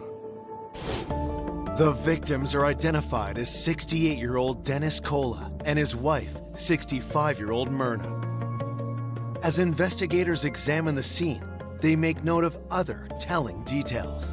We didn't know if it was a single killer or more than one person, but you would expect more disturbance if there were more than one, or that they would have overpowered the victims, and that didn't seem to have happened. With Myrna sitting at the computer comfortably, it led us to wonder if she was the first to be killed. And her husband, Dennis, came home, and he was the second one shot. There was the smell of decomposition. At that point, we weren't sure how many days earlier they were killed, but we needed to get information pretty quickly. Detectives find no sign of forced entry and no indication of any kind of struggle. The crime lab comes in. They collect fingerprints and DNA and the computer for analysis. We went upstairs and we noticed in the one bedroom there was a dresser that was disturbed, and it appeared that it had been ransacked. What was unusual about it was the person started at the top and worked their way down with the chest of drawers. But if you did it that way, you wouldn't be able to see what was in the drawer below it. This looked like someone was trying to make it look like a burglary, but nothing seemed to be missing. And there were many other valuables in the house, including Myrna's purse, and Dennis' wallet was still in his back pocket. It looked like this was staged, quite frankly. While investigators continue searching for clues, they find what could be a key piece of evidence. The bedroom had a .22 rifle in the closet. There's also a box of .22 shells on a shelf that had been moved and partially opened. That was very possibly the gun that was used in the homicides. So the gun is sent to the crime lab for an analysis. As the crime scene investigation continues, news of the murders spreads quickly through the close-knit community. When I heard about it, I thought, I can't believe this is happening. I was devastated. It hit me real hard. It was like, why would somebody kill them? Everybody loved them. Born and raised in Wisconsin, Dennis and Myrna Kola had been happily married for 42 years. Dennis and Myrna had a lot of friends. They had deep roots here. They had children and grandchildren, and they were very popular. I didn't hear of anyone that had anything bad to say about either one of them. From humble beginnings, Dennis rose to become a successful businessman. Dennis had graduated as a pharmacist, and he had owned a number of pharmacies and businesses throughout the years in different locations. I worked with him for 2 years. As a boss, he was down to earth, fantastic guy. If you needed something, he was there. He treated me like a daughter. Dennis was successful in life and in love. Him and his wife, they were always happy, having a good time. Myrna had a lot of energy. She was very sociable. Myrna was very well educated, and she was presently teaching part-time on a substitute basis. They had a good marriage. They enjoyed life. The couple had 2 children, their son Eric and 37-year-old daughter Cindy. Both were married with families of their own. Their family seemed pretty tight. Dennis and Myrna, they were involved with their kids and involved with their grandkids. These were parents who were very dedicated. They really wanted the best for their kids and loved spending time with family. Dennis and Myrna were getting ready to have a quiet retirement and relaxing and enjoying life. Now, those dreams have been brutally snatched away. Both shot. I would have never in my life expected something like this to happen. It just seemed to make no sense. We're trying to understand who would do that and what would be the motive. While police bring the Kola's son Eric into the station to get more information, investigators go door to door looking for witnesses. We start canvassing to see if anyone saw anything, heard anything. Nobody in the neighborhood had seen anything suspicious. For them, it was just mostly shock. They couldn't believe that these two people had been killed. As detectives continue to search for a lead, they get their first break. One of the neighbors mentioned that he thought he knew the motive and why it happened, and also the murder. He was very concerned. He believed that his life was in danger. He felt that he may be next. This neighbor, Steve Burgess, was a banker, and he thought that he may have been the intended target of the homicide. His reasoning was he had got a threatening call multiple times from a person that threatened to kill him. Coming up, new evidence emerges. The day after the homicides, he cashed his $50,000 check and never told us.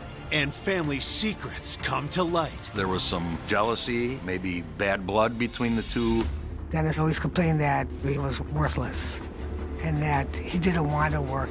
She had apparently lit into Dennis in a rage. Until a disturbing clue reveals a twisted plan. Someone had put this threatening note in his mailbox. Now he believes that someone was out to get him. And exposes a cold-blooded betrayal nobody saw coming. I never thought they were the kind of person that would do something like that. It was extremely unexpected. It's just chilling.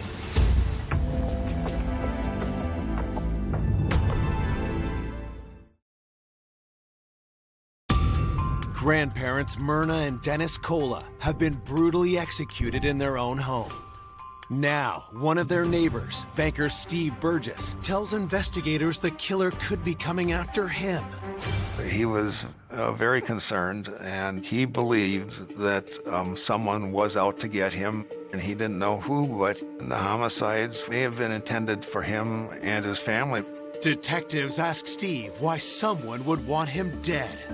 So at that time, the market crashed. There was people with money issues. A lot of people came to him at the bank for loans, but they had no collateral. So people were very angry that Steve would not give them loans. The last threat was a couple of days earlier. It was a threat of violence. It certainly had to be taken serious. If Steve was the intended target, how did Dennis and Myrna end up gunned down instead? What he explained was a Google Earth search in front of Burgess's house showed the wrong address, showed Dennis and Myrna's address instead of his, and he thought that the killer killed the wrong people. He felt that somebody had come to his house to follow through on the threat, but they ended up at Dennis and Myrna's residence. It was a concern that this possibly could have been a mistake on behalf of the murderer, and the homicides were not intended for Dennis and Myrna. Before investigators can pursue the lead, the autopsy results arrive. The autopsy report determined that they were both shot with a .22 caliber rifle. But it was inconclusive. There wasn't enough bullet fragment left to tell if it came from the gun that we found in the house. No fingerprints were found. I mean, even from the victims, like the gun had been cleaned up. The autopsy report also confirmed that they had been deceased for a few days before the 911 call. It was likely that they were killed on that Friday. The time of death sheds new light on the threatening phone call made to neighbor Steve Burgess. We saw that call had come in Sunday morning after the Koulas were murdered. So the timeline it didn't make any sense. We were able to determine that the threats against Steve Burgess had nothing to do with the deaths of Dennis and Myrna. With their first lead a bust, detectives turn their attention closer to home. We knew Eric and his sister Cindy were very close to their parents. Eric did day trading and stuff like that, work on stocks. He was doing well. Dennis and Eric were pretty close. Some people would say like bread and butter. They'd have get-togethers all the time.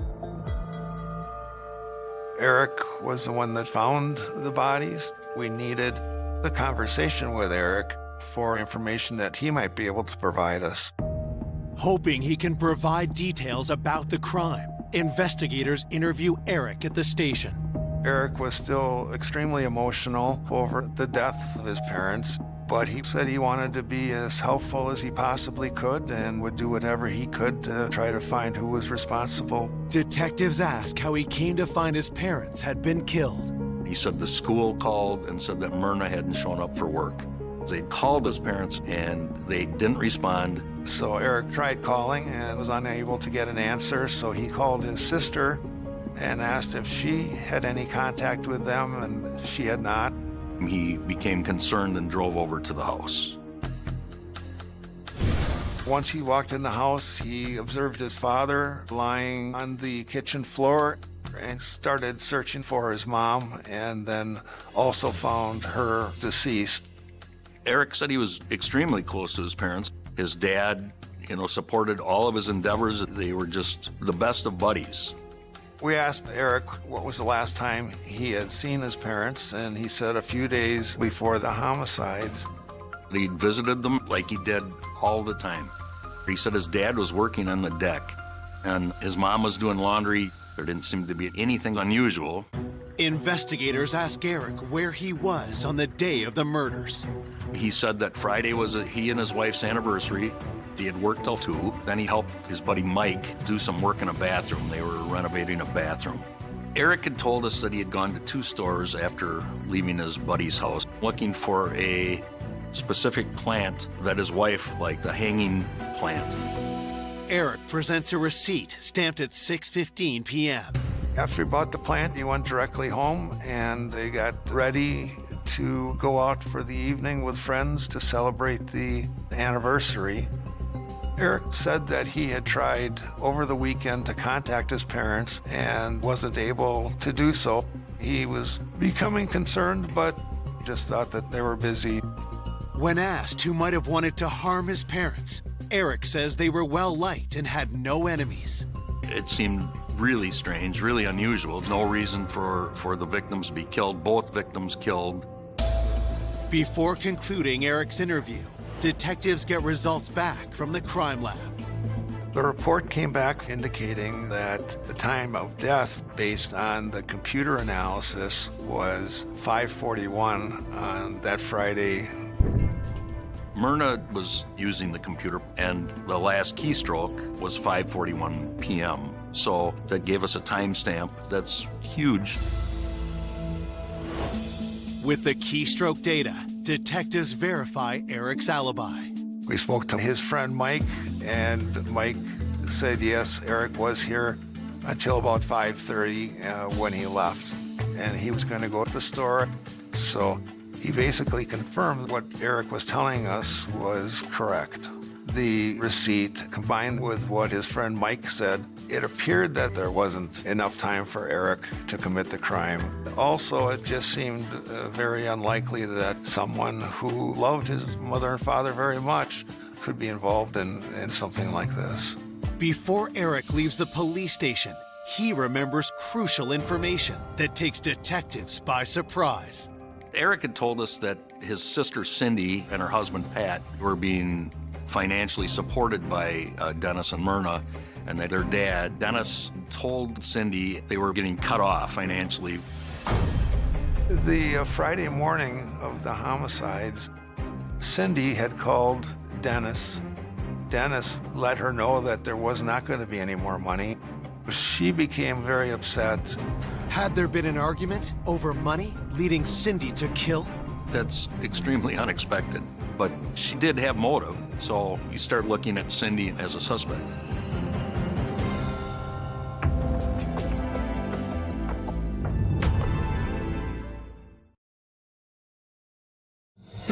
Police investigating the double homicide of Dennis and Myrna Cola believe their daughter Cindy may have been angry with her father after he cut off financial support.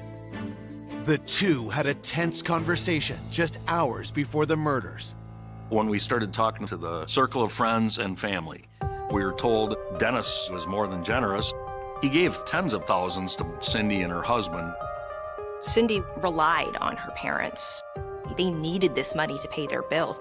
When Dennis had told Cindy that he was cutting her off, she didn't know how those bills were going to get paid.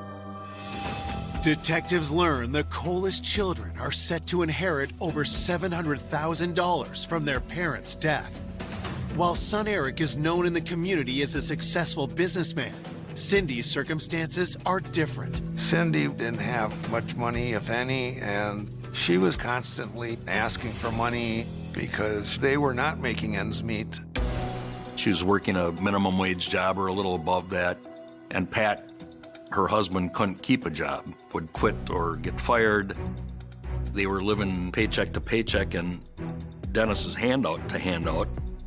Me and Dennis would talk about Cindy at the pharmacy, and he kept telling me that he was sick and tired of supporting her every month, helping them out with their bills and stuff like that. And that Friday morning, he was very upset, and he said, "My daughter called me this morning, crying on the phone because I told my daughter that I'm cutting her and her husband off." When she would get upset, she would get just extreme, over-the-top emotions. Cindy hearing that the cash cow was being butchered would be a reason for her to now go off the rails, and it went from bad to worse. Cindy became a strong suspect. Police bring Cindy into the station for questioning. Cindy appeared broke up over the deaths of her parents, but she really laid out the family dynamic. Her parents had considered her the black sheep of the family. She said that she didn't believe her parents cared about her like they cared about Eric, and she was upset with how they treated her. She told us, according to her parents, that Eric could do no wrong and that Cindy was a disappointment and continued to be a disappointment. But Cindy denied that she had anything to do with her parents' death, even though there was this friction between them. Investigators questioned Cindy about the argument with her father the morning of the murders. Cindy downplayed the conversation she had with her father. She said just that she was disappointed her father had said he wouldn't give her any money. But it wasn't a negative conversation. Detectives wonder if Cindy is more guilty than she's letting on. There was a lot of tension between Cindy and her parents. There was disapproval there.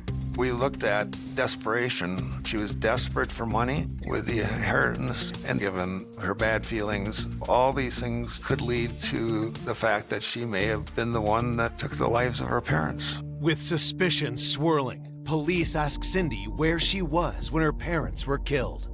On Friday, she was working and had left at 4:45. They have a time clock. She had punched out. After work, she had stopped at the store just after 5:30. She purchased beer and ice, and then her and Patrick at a barbecue with the neighbors. Police worked to confirm Cindy's alibi. She was working. That was verified then. Cindy had stopped at a Quick Trip, and the Quick Trips all have video, so she was on camera at a Quick Trip near her home at the time of the homicides, not anywhere near her parents. While Cindy is ruled out as the shooter, her husband Patrick comes into focus. Family and friends said that Patrick did not get along with Dennis and Myrna, and Patrick stood to inherit a substantial amount of money along with Cindy. Dennis did not like her husband at all.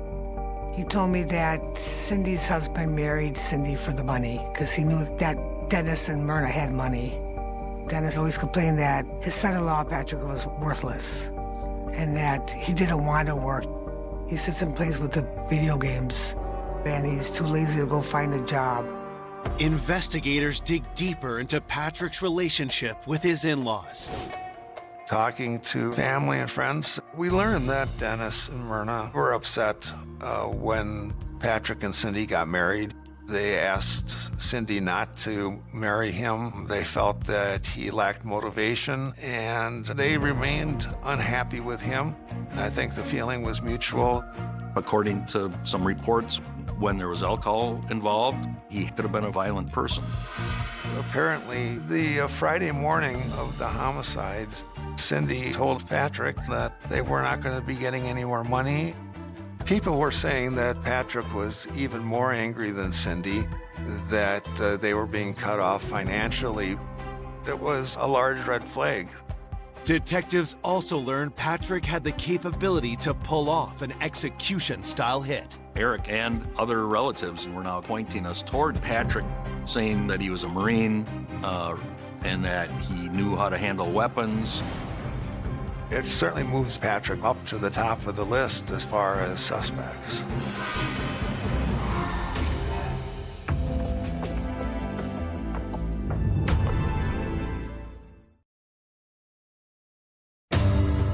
Police hunting the killer of Dennis and Myrna Cola believe their son-in-law, Patrick Cowell, has motive for murder.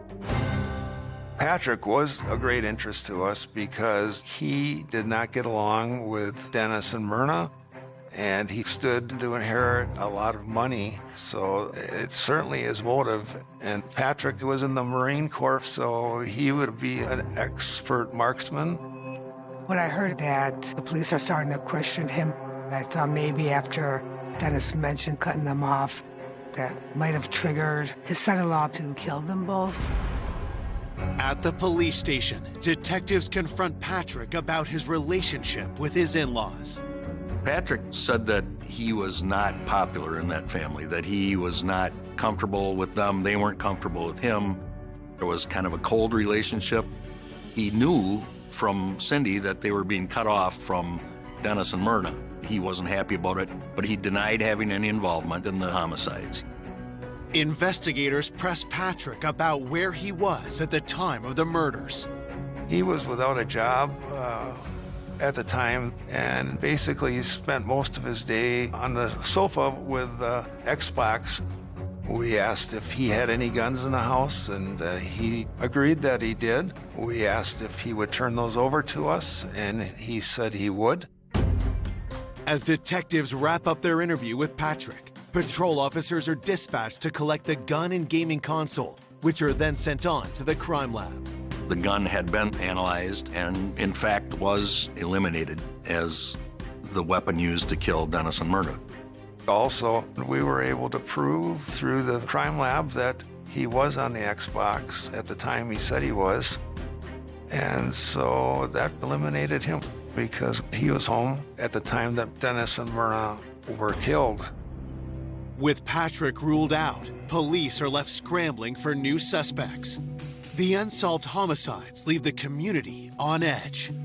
When a crime like this happens in a small town like Berry Mills, there's a lot of pressure on law enforcement to get it solved. People want answers. These aren't strangers to them. These are people they know. People in that neighborhood were fearful. You know, the closer you are to something like that, the more concerned you are. We were kind of scared for our lives because we didn't know why something like this would happen. Looking for new leads, investigators dig into Dennis's business connections and the wealthy pharmacist's other ventures around town. Dennis had a nephew, Nick Herring, who was promised a business from Dennis. They were going to open a car dealership together and actually did. What we understood was that Nick was very familiar with running car dealerships and had done a good job. Business was good, but then Dennis changed the deal. As the dealership was up and running, Dennis brought Eric, his son, in to start running it with Nick, and there was some jealousy, maybe bad blood between the two. Nick was complaining all the time, so Dennis had to go help out with the business. Dennis said they could not get along together, and he ended up buying Nick out. At that point, Nick was quite unhappy, and there was some falling out. Tension mounted until Dennis sold the business, leaving Nick resentful. Nick lost a pretty substantial amount of money, so he would certainly have reason to be upset. Could Nick have harbored a deadly desire for revenge? Police bring him into the station for questioning. We spoke to Nick Herring, and he admitted that the relationship had soured.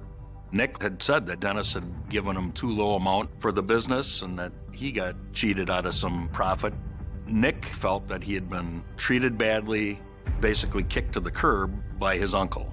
Despite the bad blood, Nick insists he's not involved in the murders. Nick said that it was in the past. that he had started his own car dealership. He was successful, and that although it was upsetting, he wouldn't hold a grudge, and he had no reason to kill Dennis and Myrna. Nick said that he had worked until about 5:30. Then he had picked up his girlfriend, and they'd gone out to the tavern.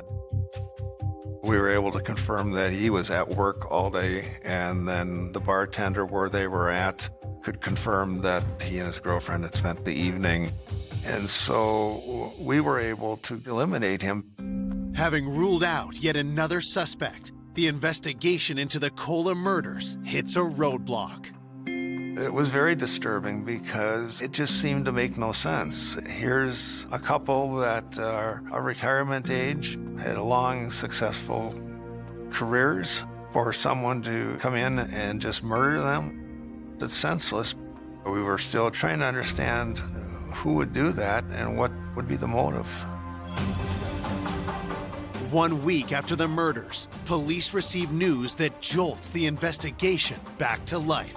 We get a call that a patrol car is being sent out to Eric Kula's residence for a suspicious item in the mailbox. Eric said that he had got a threatening letter. He was now extremely concerned that he was going to get killed.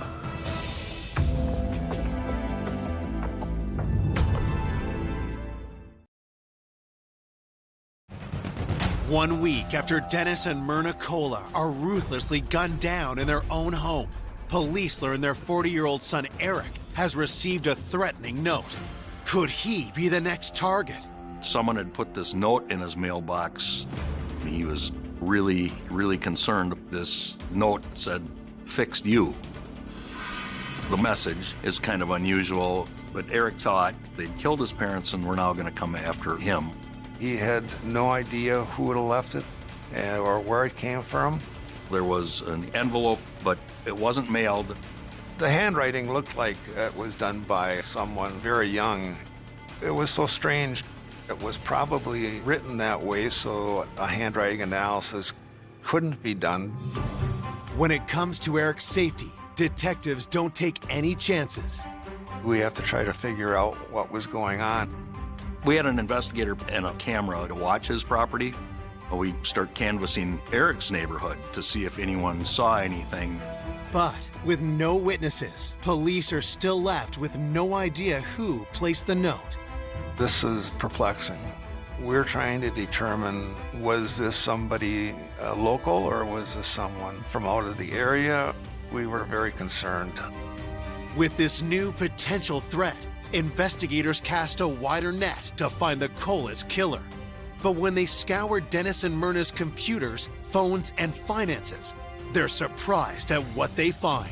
We subpoenaed Dennis and Myrna's bank records and noticed that there's a check written and cashed on Dennis and Myrna's account for $50,000. It's cashed on the day after the murder, and it's made out to Eric Kula and was deposited into Eric's bank account. It seemed really strange.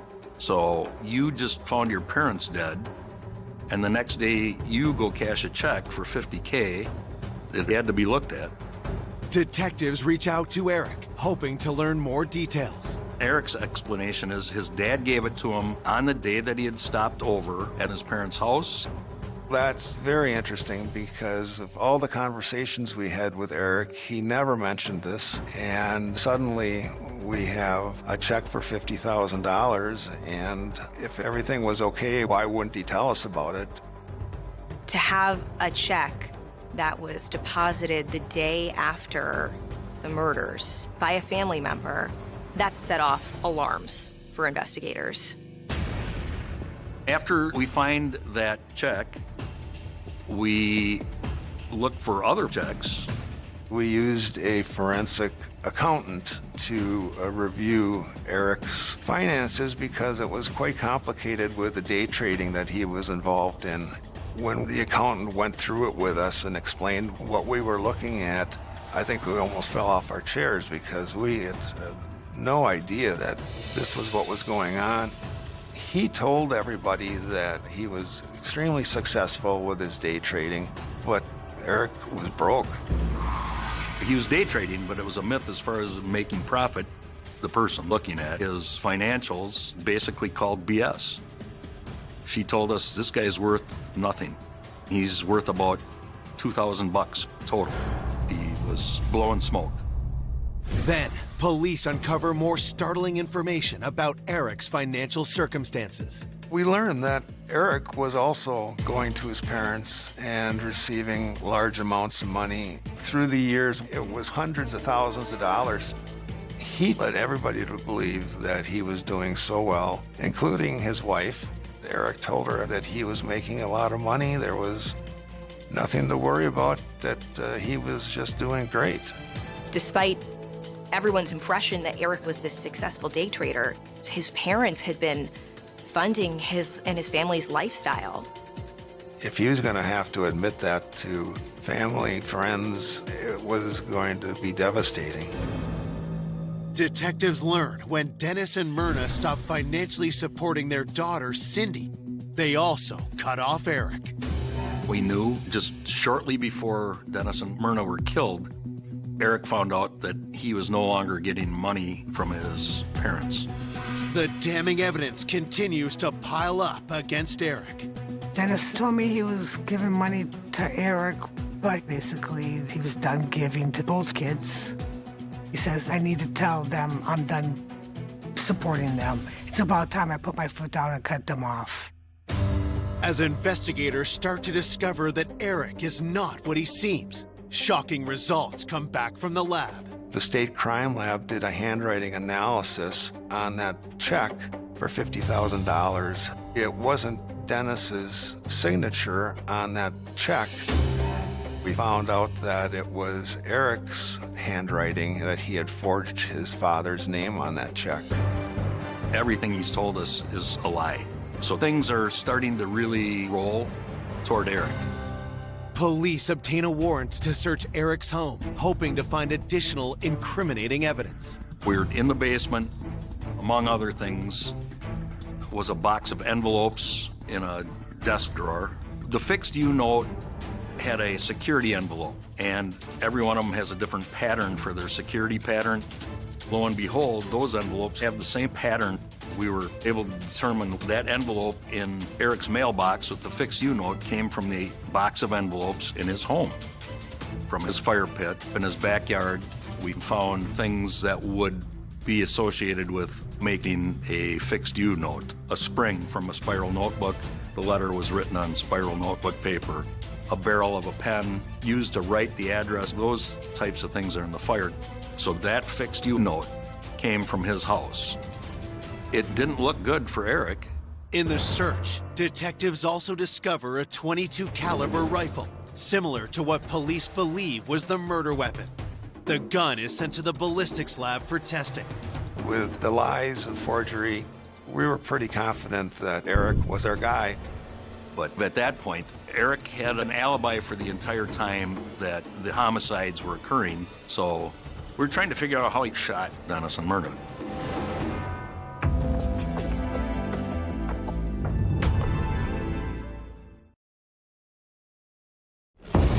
Detectives investigating the double homicide of Dennis and Myrna Cola suspect the couple's own son, 40-year-old Eric, is the killer.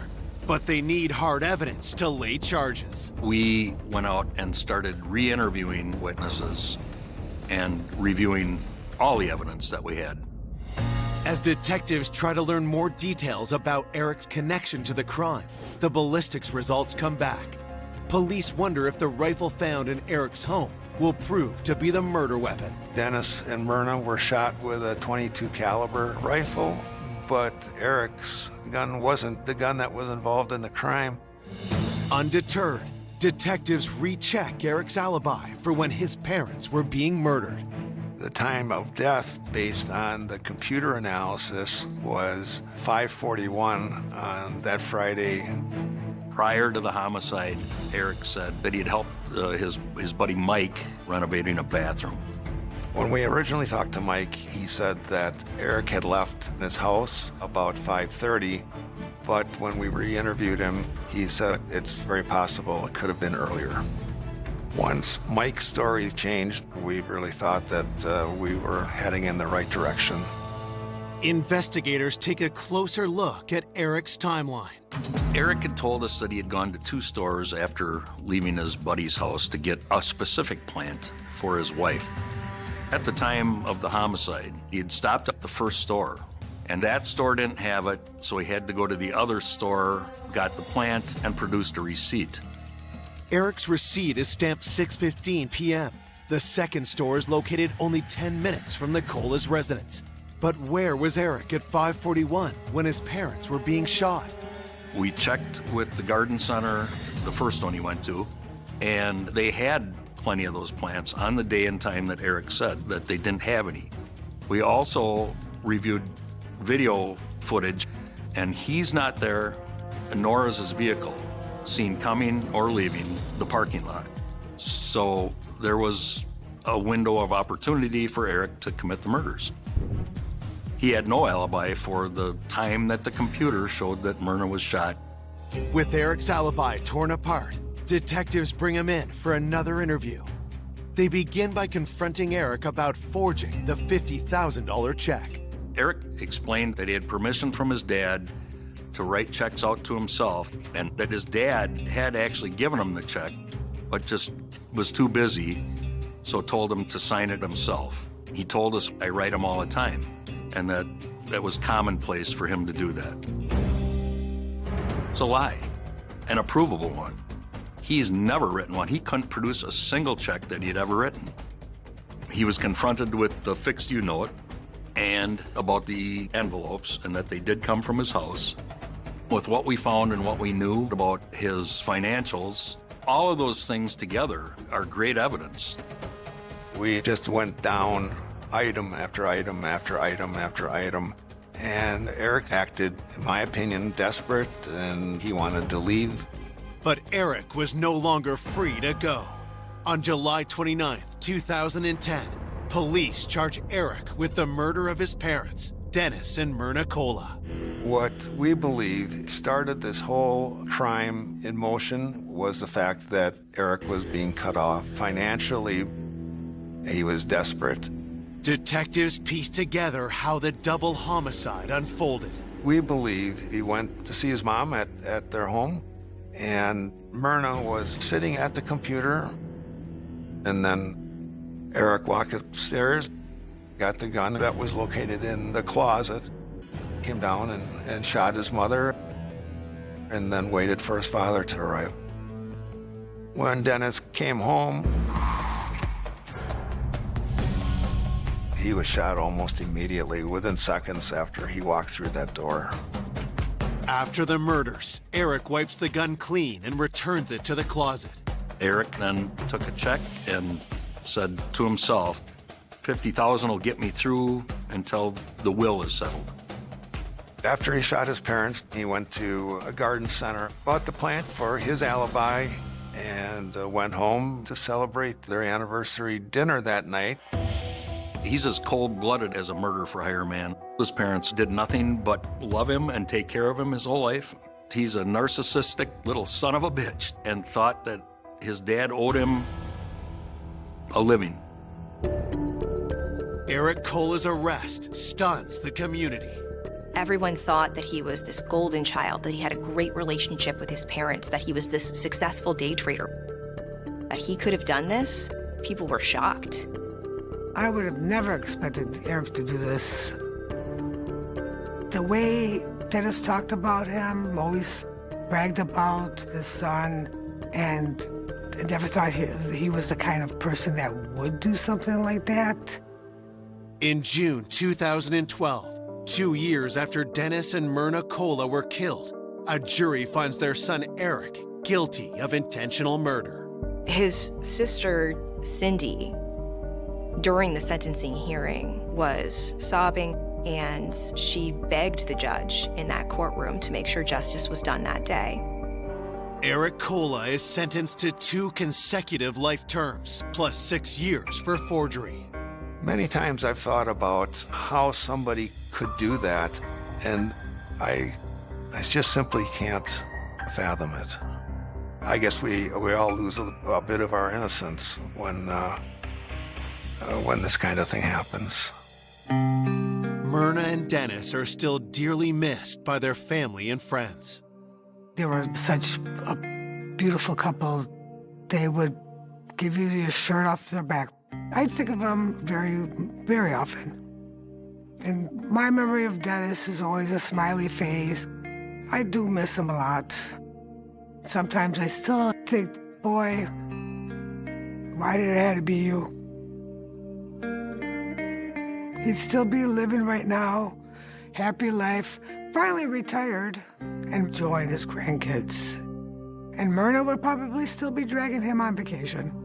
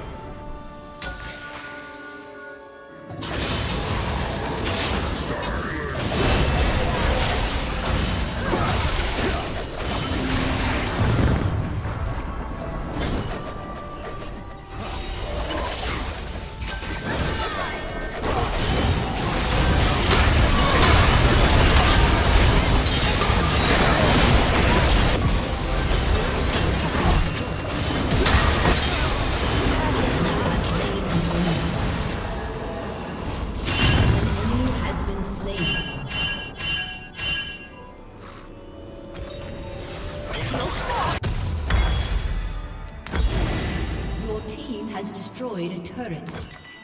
Press on. Enemy killing spree.